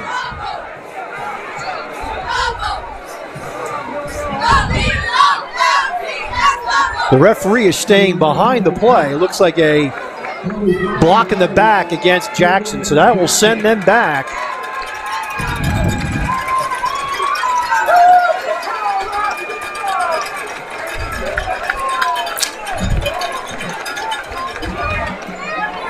And Jackson will start deep in their own territory. In fact, it's going to be inside their 20-yard line. That's a huge break. Well, that's where the block in the back took place. That's where the flag was. It has to be marked off. He's concerned with field position, and we go 3 and out. So the ball's going to be at the 17-yard line, 1st and 10. So apologize for the last play where Millville got the pass interference for them. It was called on Jackson. I should have known that it was not an automatic first down. Morris Knowles over North Hunterdon, 14-12 in North 2 action. Handoff up the gut, trying to get outside is Sweeney, and he's going to get a few yards to the 19. It's going to be 2nd and 2.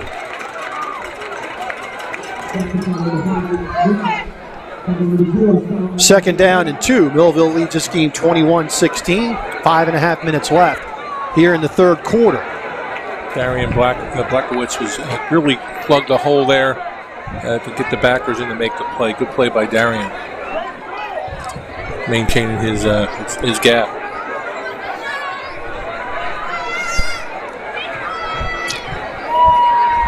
So Millville in a nail biter today, and it didn't have to be that way. Millville's mistakes have hurt them, but they've been able to overcome them to this point.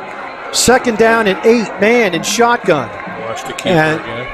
And he is hit, and he'll be dropped at the 20-yard line for a gain of 1. And again, the fullback moves again too soon. I mean, I'm sorry I'm a broken record, but we're hoping that maybe they can see the penalty.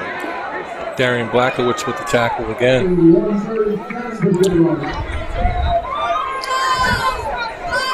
3rd down and 7 from the 20-yard line.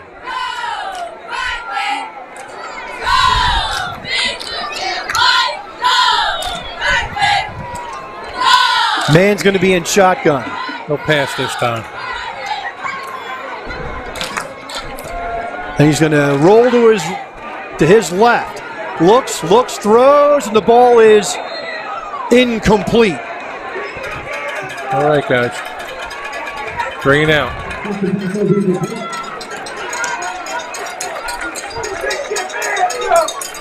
So here's the play from field level. You can see man rolling out, Hale bearing down on him, and then man took a shot as he threw the ball. And a good play there by Keon Conyers.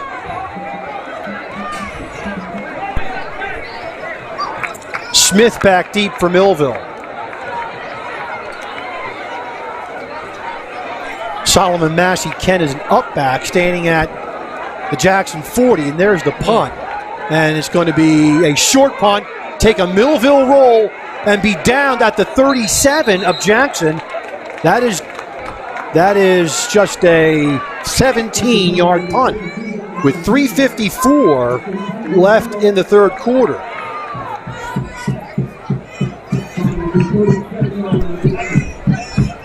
So Millville takes over 1st and 10 at the 37 of Jackson. Hamilton up 24-16 over Shawnee. 4:56 left in the third quarter at that game. Millville comes out with 4 wides, 2 to each side. Bryce Sear Hunter, the running back. This looks good for us on the right side. Somebody's going to be open. They're going to give it to Demir White. White goes around right side, and he's going to get to about the 33-yard line. It's going to be a gain of 4, 2nd and 6.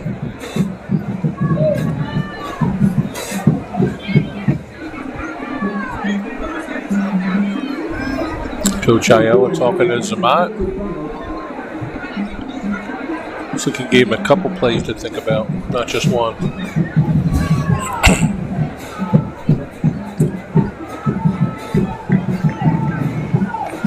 2nd and 6 from the 33-yard line. Trips to the near side now for Millville.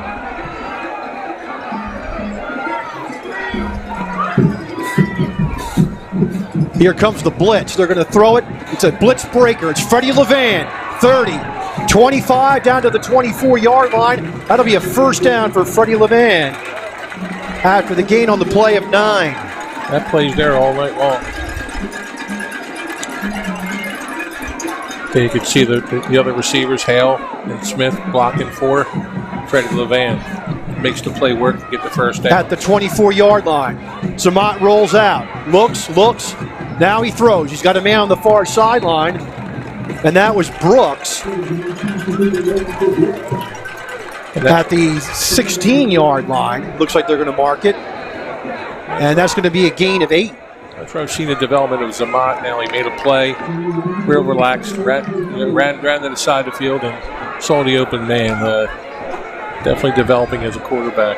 2nd and 2 at the 16.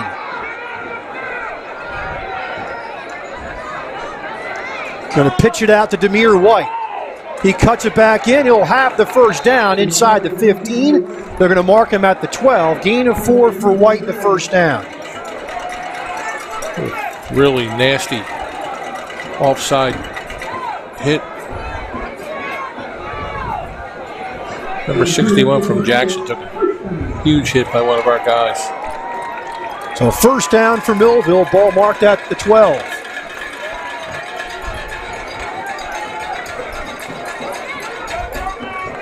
White stays in as running back. 1st and 10 from the 12. They fake it. Into the end zone. Touch! No! It's dropped. Ball was there. And that was, I believe, Dante Jones, if I can. Dante Smith, yes. Excuse me. Sorry, Dante. Dante Smith. So the ball falls incomplete, and it's 2nd down and 10 from the 12.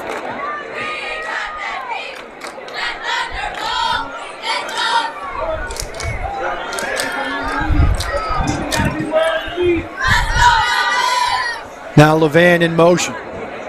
They're going to pitch it to the boundary. And it's Demir White across the 10 and out at the 9. It's going to be a gain of 3 to bring up a 3rd and 7. He made something out of nothing there. Ran tough. Demir White ran real tough. Brings up a 3rd down at the 9.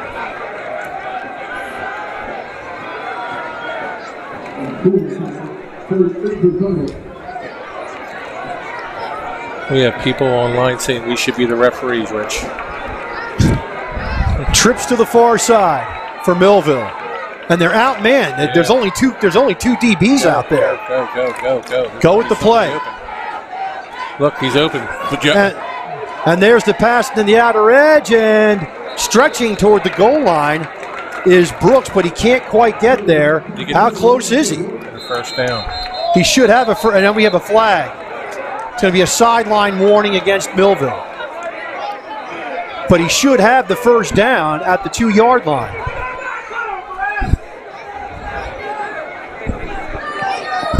So Rocky Lucero on the sideline. He's going to get everybody to get back. Long-time Bacon Bear legend.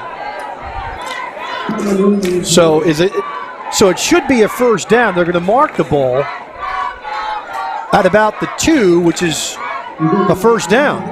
And it is a first down at the 2. So let's see what set he goes. He's going to go with a passing set or Wildcat.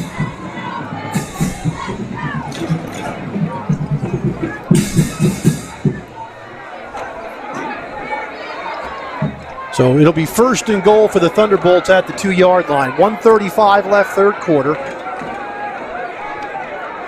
Long Branch scores another touchdown, but so did Mainland. 27-14 at the Corral in Central Jersey, Group 4. First and goal from the 2. Handoff. And he'll get in. Demir White, touchdown from 2 yards out.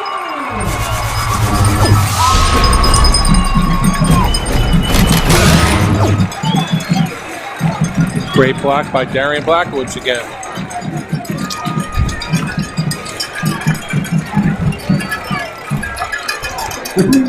And it looks like Reynes will come on for the extra point.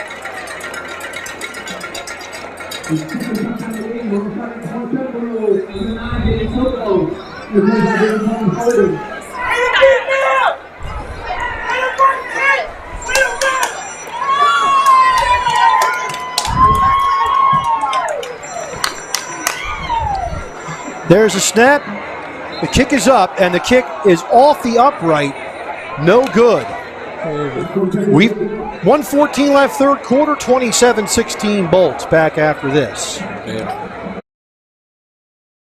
We're proud to have been serving our customers for nearly 80 years, offering 30 different insurance products for your auto, home, and business. And to help ensure that you're getting the best rates possible, we give you up to 3 quotes for every policy, so you can choose what's right for you. At Mintz, we're part of the community, local representatives, supporting events, and proud of it. It's part of who we are. Mintz Insurance. Call today and find out how we can help you save on insurance, or visit us at mintzinsurance.com. It's time for Thunderbolt football.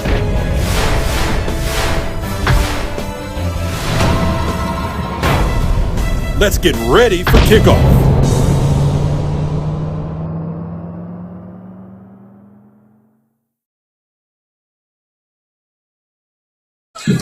Tense game. So the scoring drive. Millville goes 8 plays, 37 yards in 2 minutes and 40 seconds. Reynes kicks it off, and the ball is muffed and then picked up, and that's Cherry. And Millville loses their gap discipline down the sideline, and run out of bounds is going to be D'Alessandro. You've got to maintain lane discipline on special teams, and that time Millville did not do exactly that. And this time they didn't have the luxury of any type of penalty, so we're going to give Jackson good field position on our side of the 50. So 1st and 10 for Jackson at the Millville 48. 27-16 Thunderbolts. Minute 4 left, third quarter.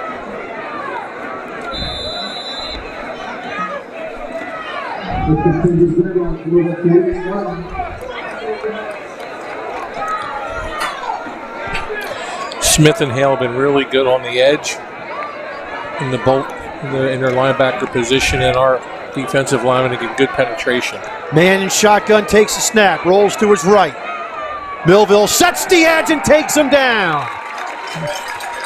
Thomas Smith doing the job. Got his hands out, then get hooked.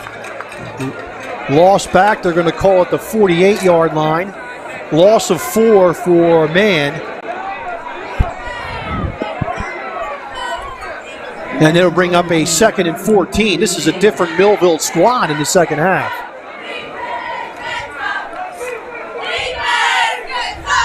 Jackson was able to kind of bludgeon Millville in the first half. Millville has shut things down. Now in the I formation for the Jaguars.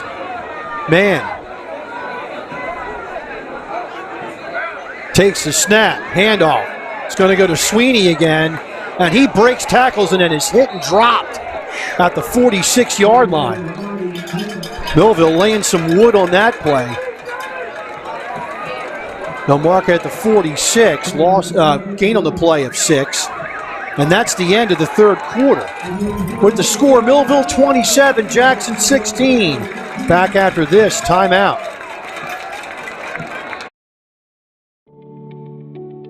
As an educator, I am passionate about ensuring the success of others. In Cumberland County, we have available grants and funding opportunities. We need to continue to offer more programs for educational growth so that individuals can succeed in the workforce. Let's keep that momentum going. That's why Darlene Barber and I are the people's candidates. I am Priscilla Ocasio-Jimenez, and I approve this message. Ordered and paid for by the Cumberland County Regular Democratic Organization. L. Jones, Treasurer. Your smile is more than just your teeth. At Pembroke Orthodontics, discover the smile you deserve to have. Get more smiles, more affordably priced with Harvard-trained Dr. Pembroke's 21st century technology. Get Pembroke's exclusive T1 braces or Invisalign, which gradually delivers a gorgeous smile. 11 locations like Millville, Washington Township, Vineland, and Mullica Hill, Pembroke Orthodontics. Spend less time, spend less money, have more fun getting the smile you deserve.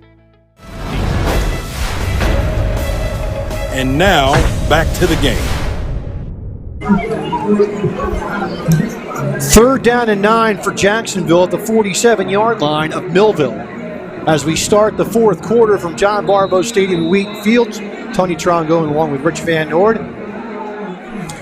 And like you said, we regained our composure. It's different football team we're seeing, even though there were some bad referee calls in the first half. 3rd and 9. D'Alessandro in motion. Fumble. Who's got it? Millville picks it up. No. I thought Millville picked it up, but it was actually... It's Millville ball.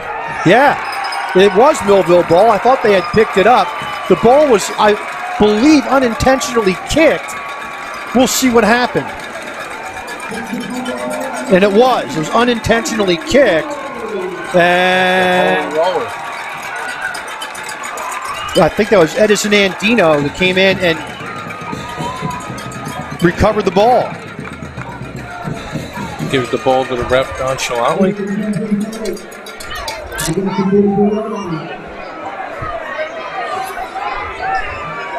So Millville takes over with 11:52 left in the fourth quarter. At the 44 of Jackson. They're going to throw it out to Levan, and that time Mann comes in and takes care of business, and loss of 2 for Levan. Yeah, we've got mileage out of that play, but not that time. They sniffed that out real quick, and then Mann was uptight. So Jacob's got to look at where the D-back is when we're running that play. 2nd and 12 from the 46-yard line.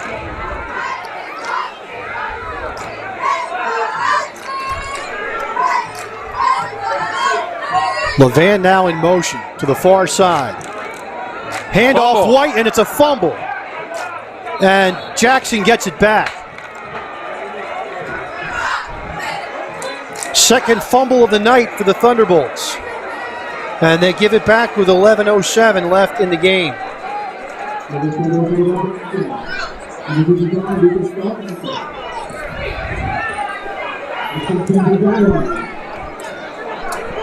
So the exchange didn't look like it was very good.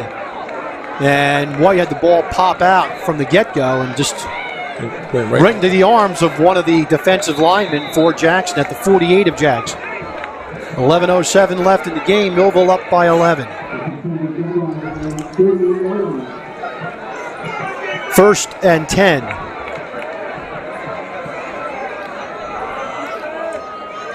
Man back to pass. Here comes the rush. Down the sideline, and the ball is picked off. That's Keon Conyers. Keon Conyers has some blockers. Has the sideline. Down to the 31 or 30-yard line of Jackson.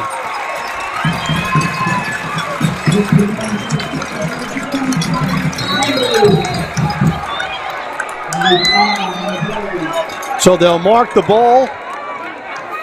Well, here is a shocker, everyone. There's a flag on the play. So where was the spot of the foul? The flag is marked at the 33-yard line. So let's go back to the play. It was just a desperation heave. Tajir Brown had the receiver covered, but Conyers, playing single high safety, was able to come over and intercept the pass. And when you take your black book out, it's not a good thing. It means it's probably unsportsmanlike, and they're going to see if it's the second one against the player.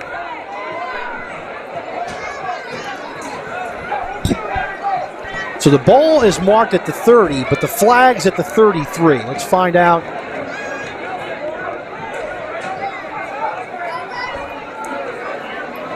And it's going to be an unsportsmanlike against both teams. So they will offset, and Millville will have the ball at the 30-yard line, first and 10. So no damage done. Millville has a first and 10 at the 30. So out of the last 5 plays, we had 3 turnovers.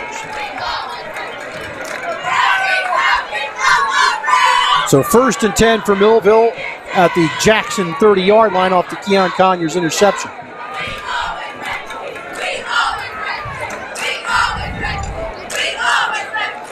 Zamat in shotgun. Takes the snap. He's going to pitch it to Demir White. White finds a crease, but it shuts quickly. Good defensive play coming over. And I think that was D'Alessandro for Jackson, but a good play by the Jackson defense to close that crease up for a gain of 2 for White. And I like that Coach Ayala gave the ball back to Demir to run the ball again. 2nd and 8 from the 28. Zamat back to pass. Throws it to the end zone. Goes up for Brooks, and he's got it! Oh my God. Touchdown, Millville! Double coverage. Blanketed by 2 people. Then you can say interference. This place is erupting. See the band?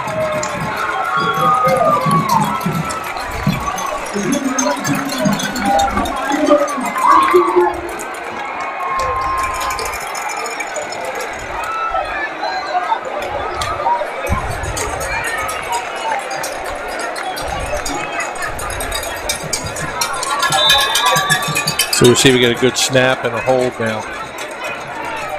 The last one was a little off. Cobbs is the holder.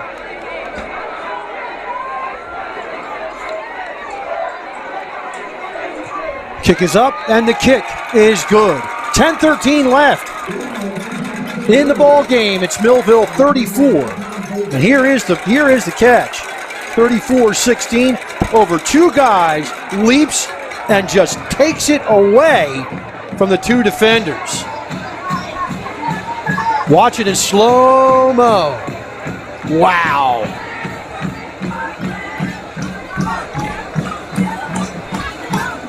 He was 3 feet in the air. We'll take a break. Back after this.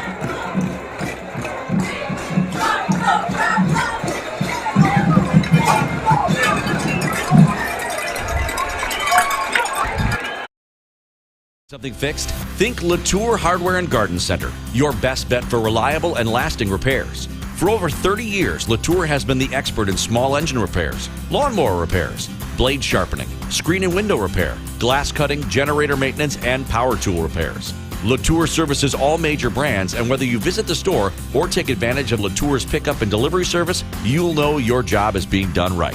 Think hardware, think Latour Hardware and Garden Center. Come on in and get started. There is the kick. And that's Hernandez at the 13. Looks for a hole. He's got it. Then Reynes tries to tackle him. He steps on the sideline. At the 29-yard line, Hernandez steps on the sideline. And Jackson will have it 1st and 10 from there. Special teams again with a good return by Jackson.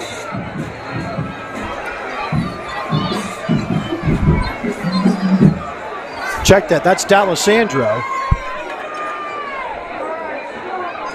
And he stepped on the out-of-bounds line, and Jaden Reynes was able to save a touchdown. In Hamilton leading Shawnee 24-16 at the start of the 4th quarter. So Jackson will have it 1st and 10 deep in Millville territory, and there it is, 24-16 Hamilton. If Hamilton wins this game, the winner of this game goes to Hamilton.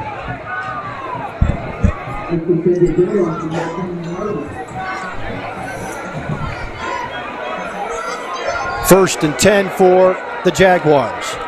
Overload on the left side. Man will go to his left, to his right, excuse me. And Millville does a great job of stringing it out. Loss of a yard for Man. Tackled by Kean German. That'll bring up a 2nd and 11.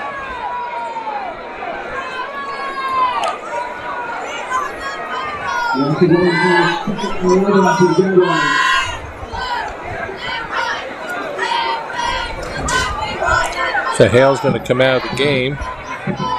He's doing a great job on the edge. So some scores from around South Jersey. The South Jersey Group 5 final. The South Jersey piece will be Toms River North against Kingsway. Toms River North beating Marlboro 42-6. 2nd and 11. Man back to pass. Throws it over the middle, and it is. They're going to call it a catch. They're going to call it a catch. And they're going to mark it at the 17-yard line. That's going to be a gain of 13. So here's the replay. Throws it in slow-mo. Oh, you missed it right there.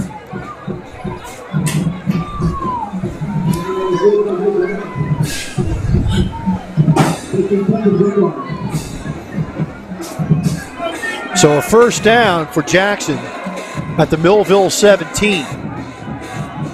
Man back to pass. Being flushed out. He's going to run it, and he's going to be met and run out of bounds at the 16-yard line for a gain of 1.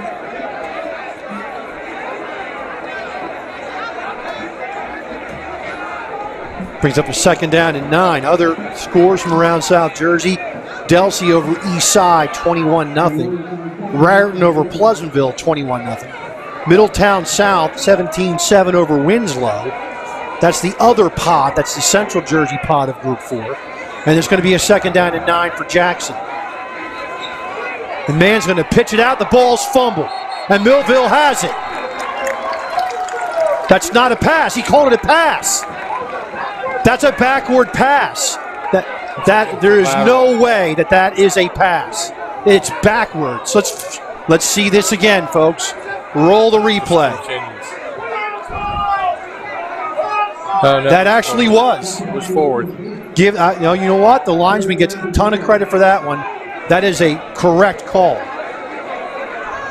From our vantage point here in the booth, it certainly looked like a backward toss. But it brings up a 3rd down and 9. Other scores, Seneca and Highland tied at 14. Mainland and Long Branch now 27-20 at the Corral. St. Augustine 38, St. John Vianney nothing. Camden 25, Cedar Creek nothing. 3rd and 9 for the Jaguars. Back to pass, Man, he's flushed out. Looks, throws a ball, it's up in the air. Is it caught or not? Nope, it's incomplete. It'll bring up a 4th and 9. It had interception written all over it. It was up there a long time.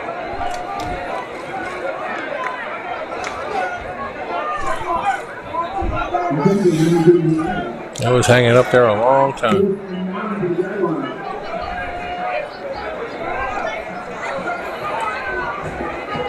From the 16-yard line, it's going to be a 4th down and 9. And this is pretty much ball game for the Jaguars. He was hit as he threw the ball there. 2 Millville defenders going for it, nearly intercepted. 4th down and 9. Man, back to pass. Looks, he's being flushed. Now he throws a desperation in the end zone, and it is incomplete. And Millville holds, and they'll take over 1st and 10 at their own 16.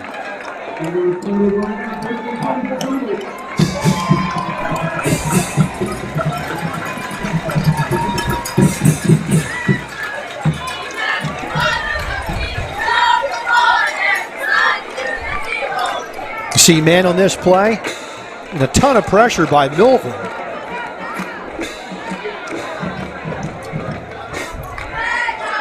And a one-handed grab out of bounds by Brooks.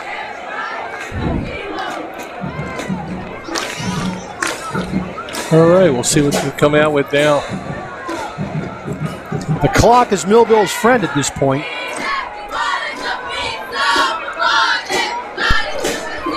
Handoff up the gut. And breaking tackles and getting over the 25-yard line is Demir White. That's going to be a 9-yard gain for White. It's going to be 2nd and 1. Definitely something you want to have. 24-yard line, so it's an 8-yard gain for White.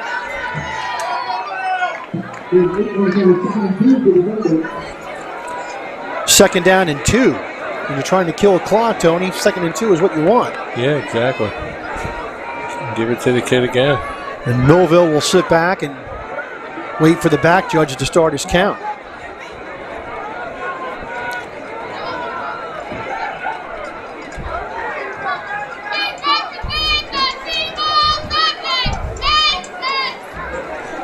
Then Samato will hand it off straight up the gut. Just piling on right there. And that's Demir White with the ball again.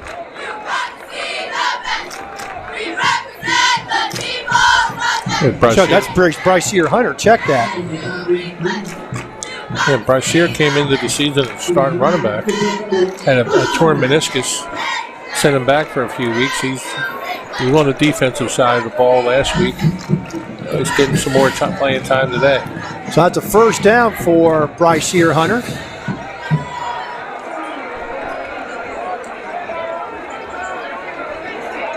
I think he had the last carry too, right? So I have to take that off of Demir and give it to Bryceer. If not, Danielle Williams will let us know. Oh, long pass down to Brooks. And he's got it at the 30-yard line. 36 yards to Brooks.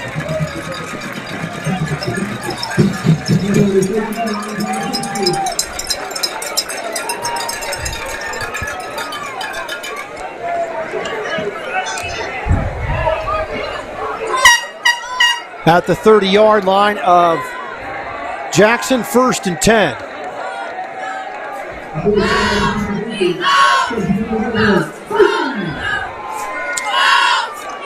So I'm going to give that first 8-yard carry of this drive to Bryceer. So now they're playing off Freddie now.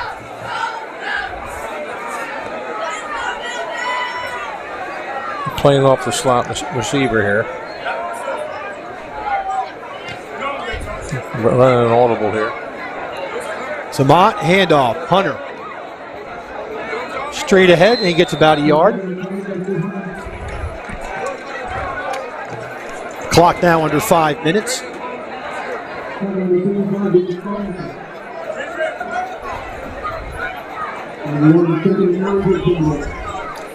want to see the Jackson defense kind of converge closer to the line of scrimmage, then we're going to run the ball. And then we'll flex it out and throw a pass. They're not moving up yet, though. 4:25 left in the ball game. Millville leads 34-16. They have a 2nd down and 9 from the 29 of Jackson. Zamat back to pass, looks down the field. He's got a man. It's thrown wrong shoulder. That's Teron Hale. That stopped the clock with 4:08 left.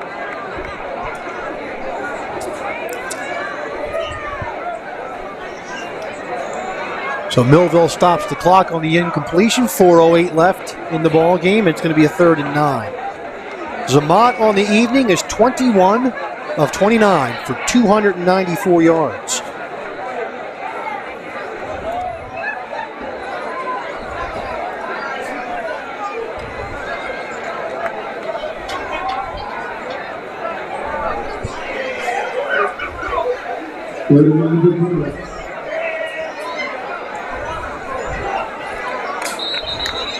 And now Millville's going to be called for a delay of game.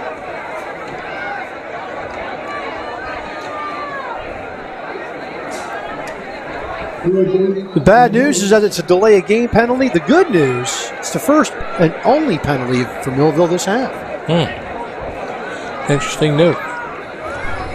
And it brings up a 3rd and 14 from the 34.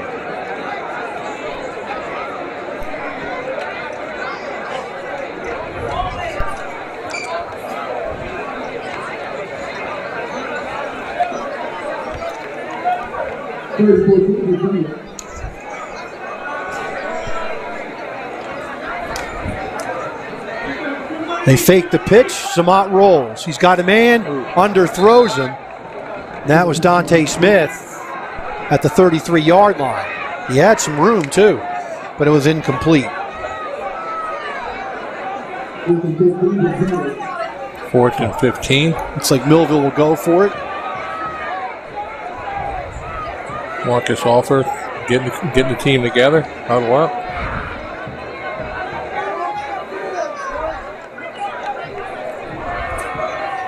So Millville will go for it on 4th and 14.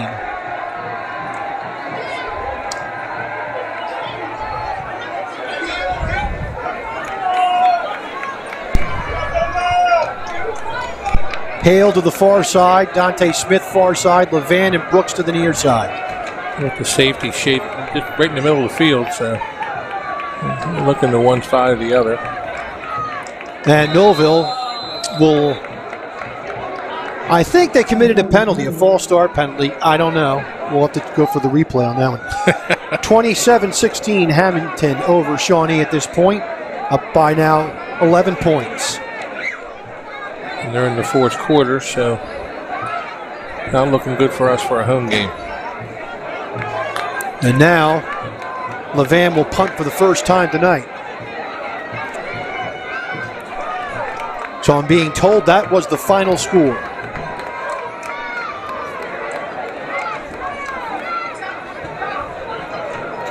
So D'Alessandro is back deep for Jackson, waiting for Levan's punt. Low but handled. There's the punt. End over ender. D'Alessandro let it hit, and it will be down in the end zone. Touchback. So let's go ahead and here's some other scores. And there's the punt.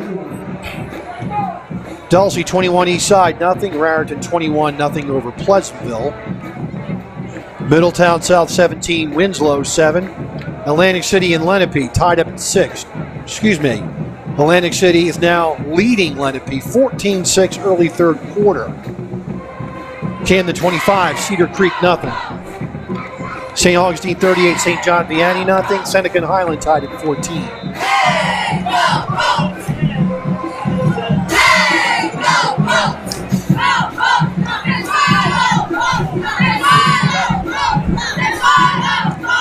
First and 10 at the 20-yard line for Jackson. Man's back to pass. They're going to go center screen. They got a tackle. And breaking tackles and getting to the 45-yard line for Jackson is going to be Tyler Domenico. So that play goes for 35. Yeah, we're just laying our shoulder. We're not wrapping.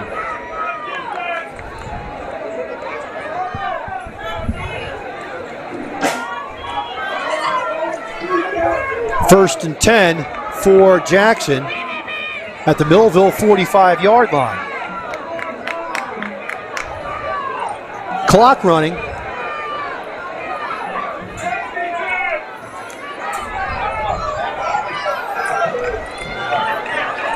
Two wides to the near side for Jackson.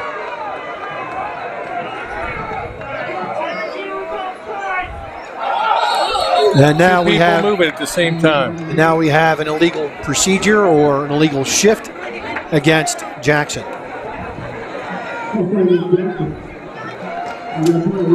Brings up a 1st and 15.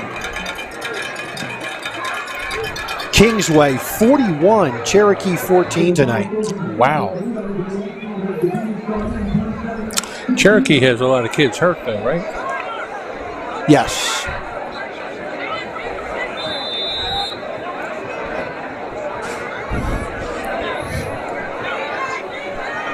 So 1st and 15. Ball at midfield.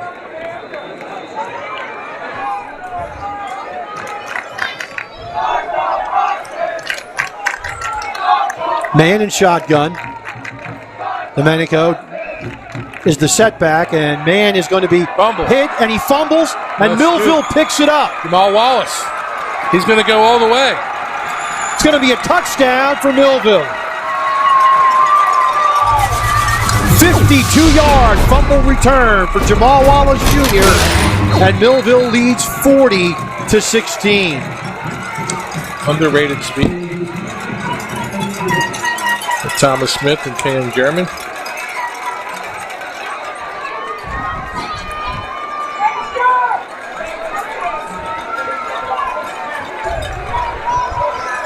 What's going on?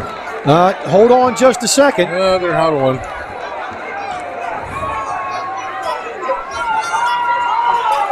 Holding against Millville, but it's going to be Millville's ball. So scratch the return. Millville gets the ball with 2:28 left. Where's the hold at here? They're saying it happened on the 47-yard line. So if Ryan has the play, can re-rack it, we'll see.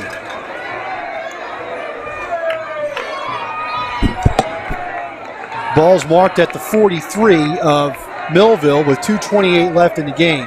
So Millville does get the ball, they just don't get the touchdown.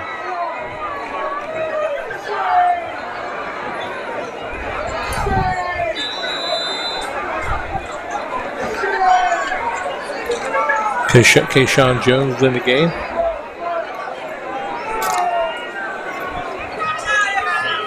At the 43 of Millville.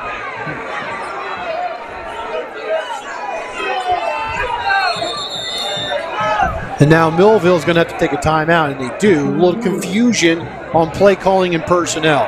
We'll take it with them. 2:28 left in the game. 34-16 Millville. Back after this timeout.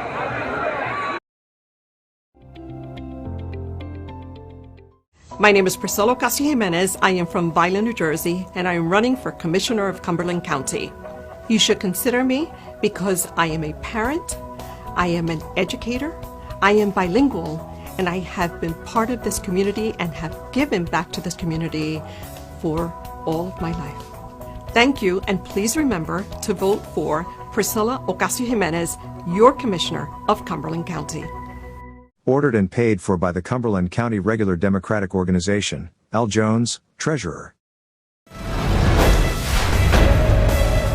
And now, back to the game.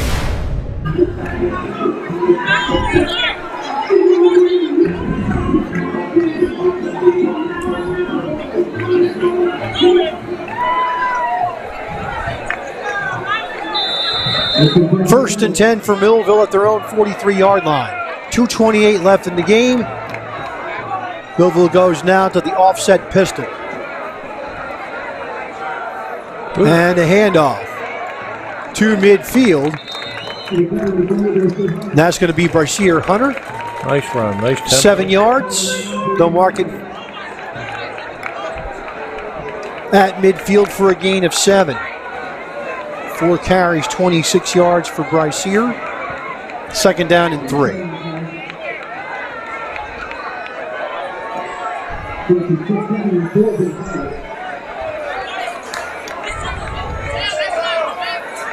Zamont hands it off. Again, Hunter up the gut. Lots of room. Still going. And he fumbles the ball. And Millville picks it up and goes all the way to the 1 yard line. And my guess is Coach Isle will give it to Bryceer to take it over. That was one heck of a run by Bryceer Hunter. So from midfield, let's see where he fumbles the ball. Right there at the 12-yard line. Then it's picked up by Xavier McBride, taking it to the 1. Yep. See who gets the call here.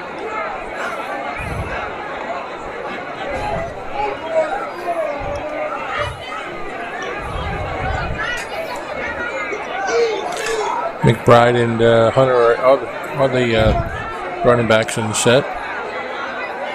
Clock ticking at 1:13.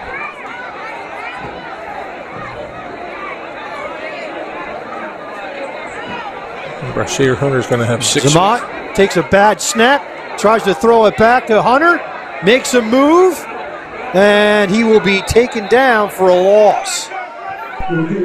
That's a shame. I really want to see Bryceer take it in. Back to the 7-yard line, loss of 6. Saying, give it to me again. Give it to me again. Feed me. Millville will just be wise to take a knee here because Jackson's not calling their timeouts.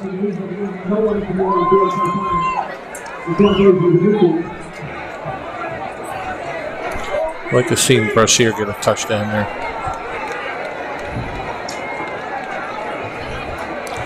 It's going to. And I think Millville is going to go into victory formation and take the knee. And Millville does exactly that.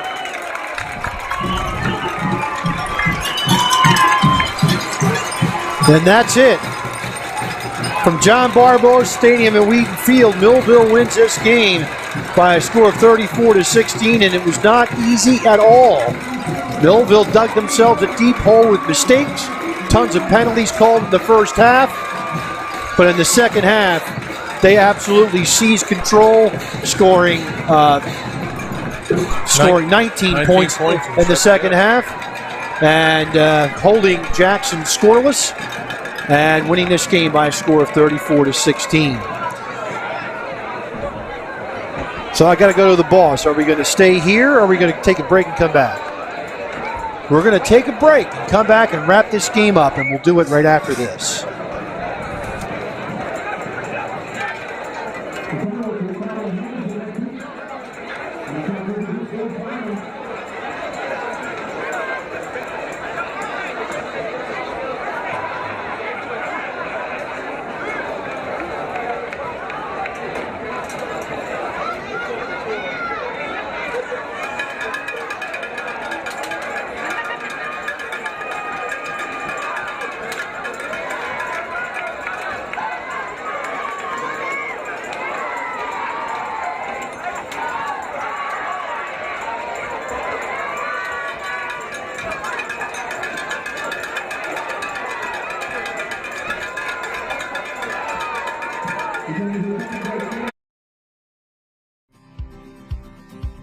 Well, Wildflower Vegan Cafe is one of the longest-running all-vegan eateries in the state, and the only one in South Jersey to feature so much local and organic produce, where everything is made in-house from scratch. We have a small seasonal menu that changes frequently. We can always find healthy, hearty salads, wraps, soup, and baked goods, all made in-house.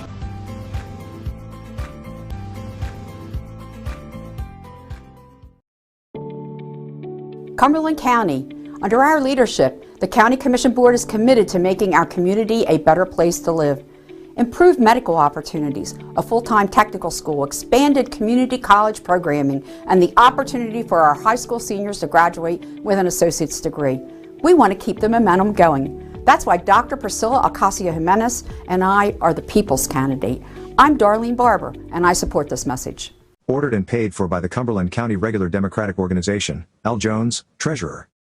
Hey parents, there's something you should know. If you don't teach me about money, that's okay. I'll live off your nest egg for the rest of my life. Feel confident talking to your kids about money You're gonna find me a real one, right? before it's too late. Get ready at td.com/kidsandmoney. In Cumberland County, let's recycle right. We recycle cardboard, paper, aluminum, tin, and plastics number 1 and 2. Look for the 3-arrow triangle, usually on the bottom of the plastic container. The number in the center determines the plastic number. Remember to recycle only number 1 and 2 plastics. Plastic bags, plastic film, hoses, and wires are not recyclable. They can damage sorting equipment and create hazardous working conditions. Don't trash our future. Do the right thing. Remember, reduce, reuse, and recycle. Are you ready to find your fit at Rowan College of South Jersey? I'm ready. I'm ready. I'm ready to find my fit in human resources, in engineering technology, in healthcare. With 6 divisions that include more than 100 degree and certificate programs, RCSJ gives you the choice to find a future that fits your goals. Visit rcsj.edu/enroll to start today. Thunderbolt Area Federal Credit Union is your hometown team for banking. We offer banking which is small town focused and customer based. We know you and we are for you. Thunderbolt Area Federal Credit Union is a nonprofit and federally insured. Solid as the Thunderbolt airplane, we are your team. Thunderbolt Area Federal Credit Union, 1601 Cedar Street. Hi, I'm Bob Millard, President of Thunderbolt Area Federal Credit Union. Come see us and experience banking as it used to be. Changing colors. Life's colors change daily for each of us. We go from happy to sad, anxious to peaceful. There's events we endure and ones we enjoy. The colors of life are always changing, but there's one that's the same yesterday, today, and forever. Come, let us introduce you to him, New Life Church, the church of many colors. And now, back to the game. We're back at John Barbour Stadium at Wheaton Field, and Millville wins this game by a score of 34-16. And let's go ahead and go to the stats.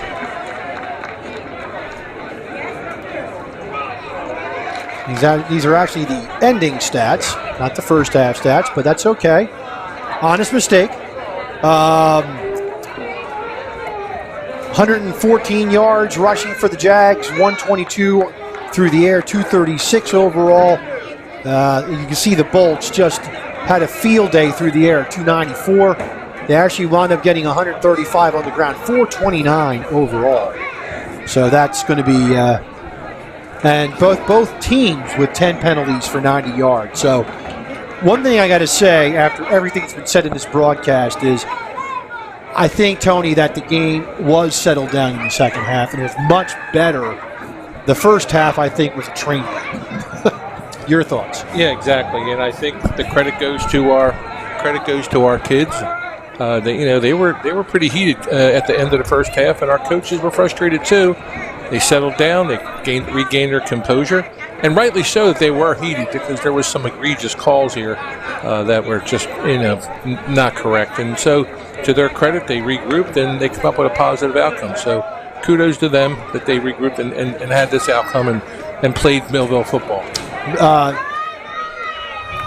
Mann was 6 of 14 passing for 1 interception, 122, 16 carries for 42 in the game. Sweeney was 16 for 67, and if you had told me in the first quarter when he had 5 carries for 48 yards that he would end up with 16 for 67, I would have said you're crazy, but Mill did a great job of adjusting. We corrected that on the edge. They were beating us on the edge, both kicking us out and going inside or kicking us in and working around the end. So you can credit Smith and Hale on the backing end, and then our defensive lineman did a good job. Blackwood did a great job today. And if you take a look at Millville, And you take a look at the score, yeah, they won comfortably. It wasn't a comfortable game as Millville put themselves in a severe hole in this game by not converting that fourth down at the goal line. And then the very next one, they fumbled the ball. They're driving down for another score. And they could have been up 14-0. Yeah, I think, well, the end of the half was 16-15, but it felt like we were losing 30-0.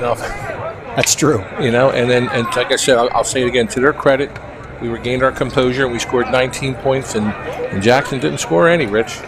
And they did. That's absolutely right. And of note also is we did Lazia Brooks, seven catches for 124 yards and 2 touchdowns. Just an incredible catch in the end zone. But the unsung hero of tonight, in my mind, and I would call the MVP of this game, Freddie Levan. 9 catches for 134 yards. And when Brooks was out of the game and Jackson was laying off the receivers for Millville, Levan was the one who was open, and he caught the ball, and it was a big help for Millville tonight. Yeah, he kept them drives going with those catches and runs. So and we don't have it, but yards after catch. Freddie had a lot of yards after catch today too. So Millville wins this game, and they are now 8-2 on the season. Mm-hmm. I got to do it in my head, right? So I didn't have it right away, but they are 8-2 on the season, and it is official. They will play in Hamilton next week against the Blue Devils. So show up at Hamilton, and if you can't, you got us right here to be able to give you the broadcast if they let us in the booth. Hamilton's usually pretty. They're pretty good about that. They actually are very good. But I was looking for another home game, but we'll be all right at Hamilton. So Millville will play the Blue Devils in Hamilton next week, and we'll have it right here on the QBC TV 22 in Cumberland County, on Facebook Live, and also on YouTube. And wait a minute, I don't have the crew. Did you forget to send me the text, Ryan? Oh my goodness. Okay, so we have Ozzie Maury. So Rebecca Pantracine, Brandon Kiley, and Matt Narowski, and Ryan Narowski is the boss. So for the superintendent, Tony Tronco, and I'm Rich Van Noord saying, see you next week in Hamilton. Go Bolts. This has been a QBC television production, in association with our partners and sponsors. QBC broadcasts on Comcast Cable Channel 22, and live streams its programming on Facebook and YouTube. All rights reserved by Quinn Media and QBC, programming that serves the South Jersey market.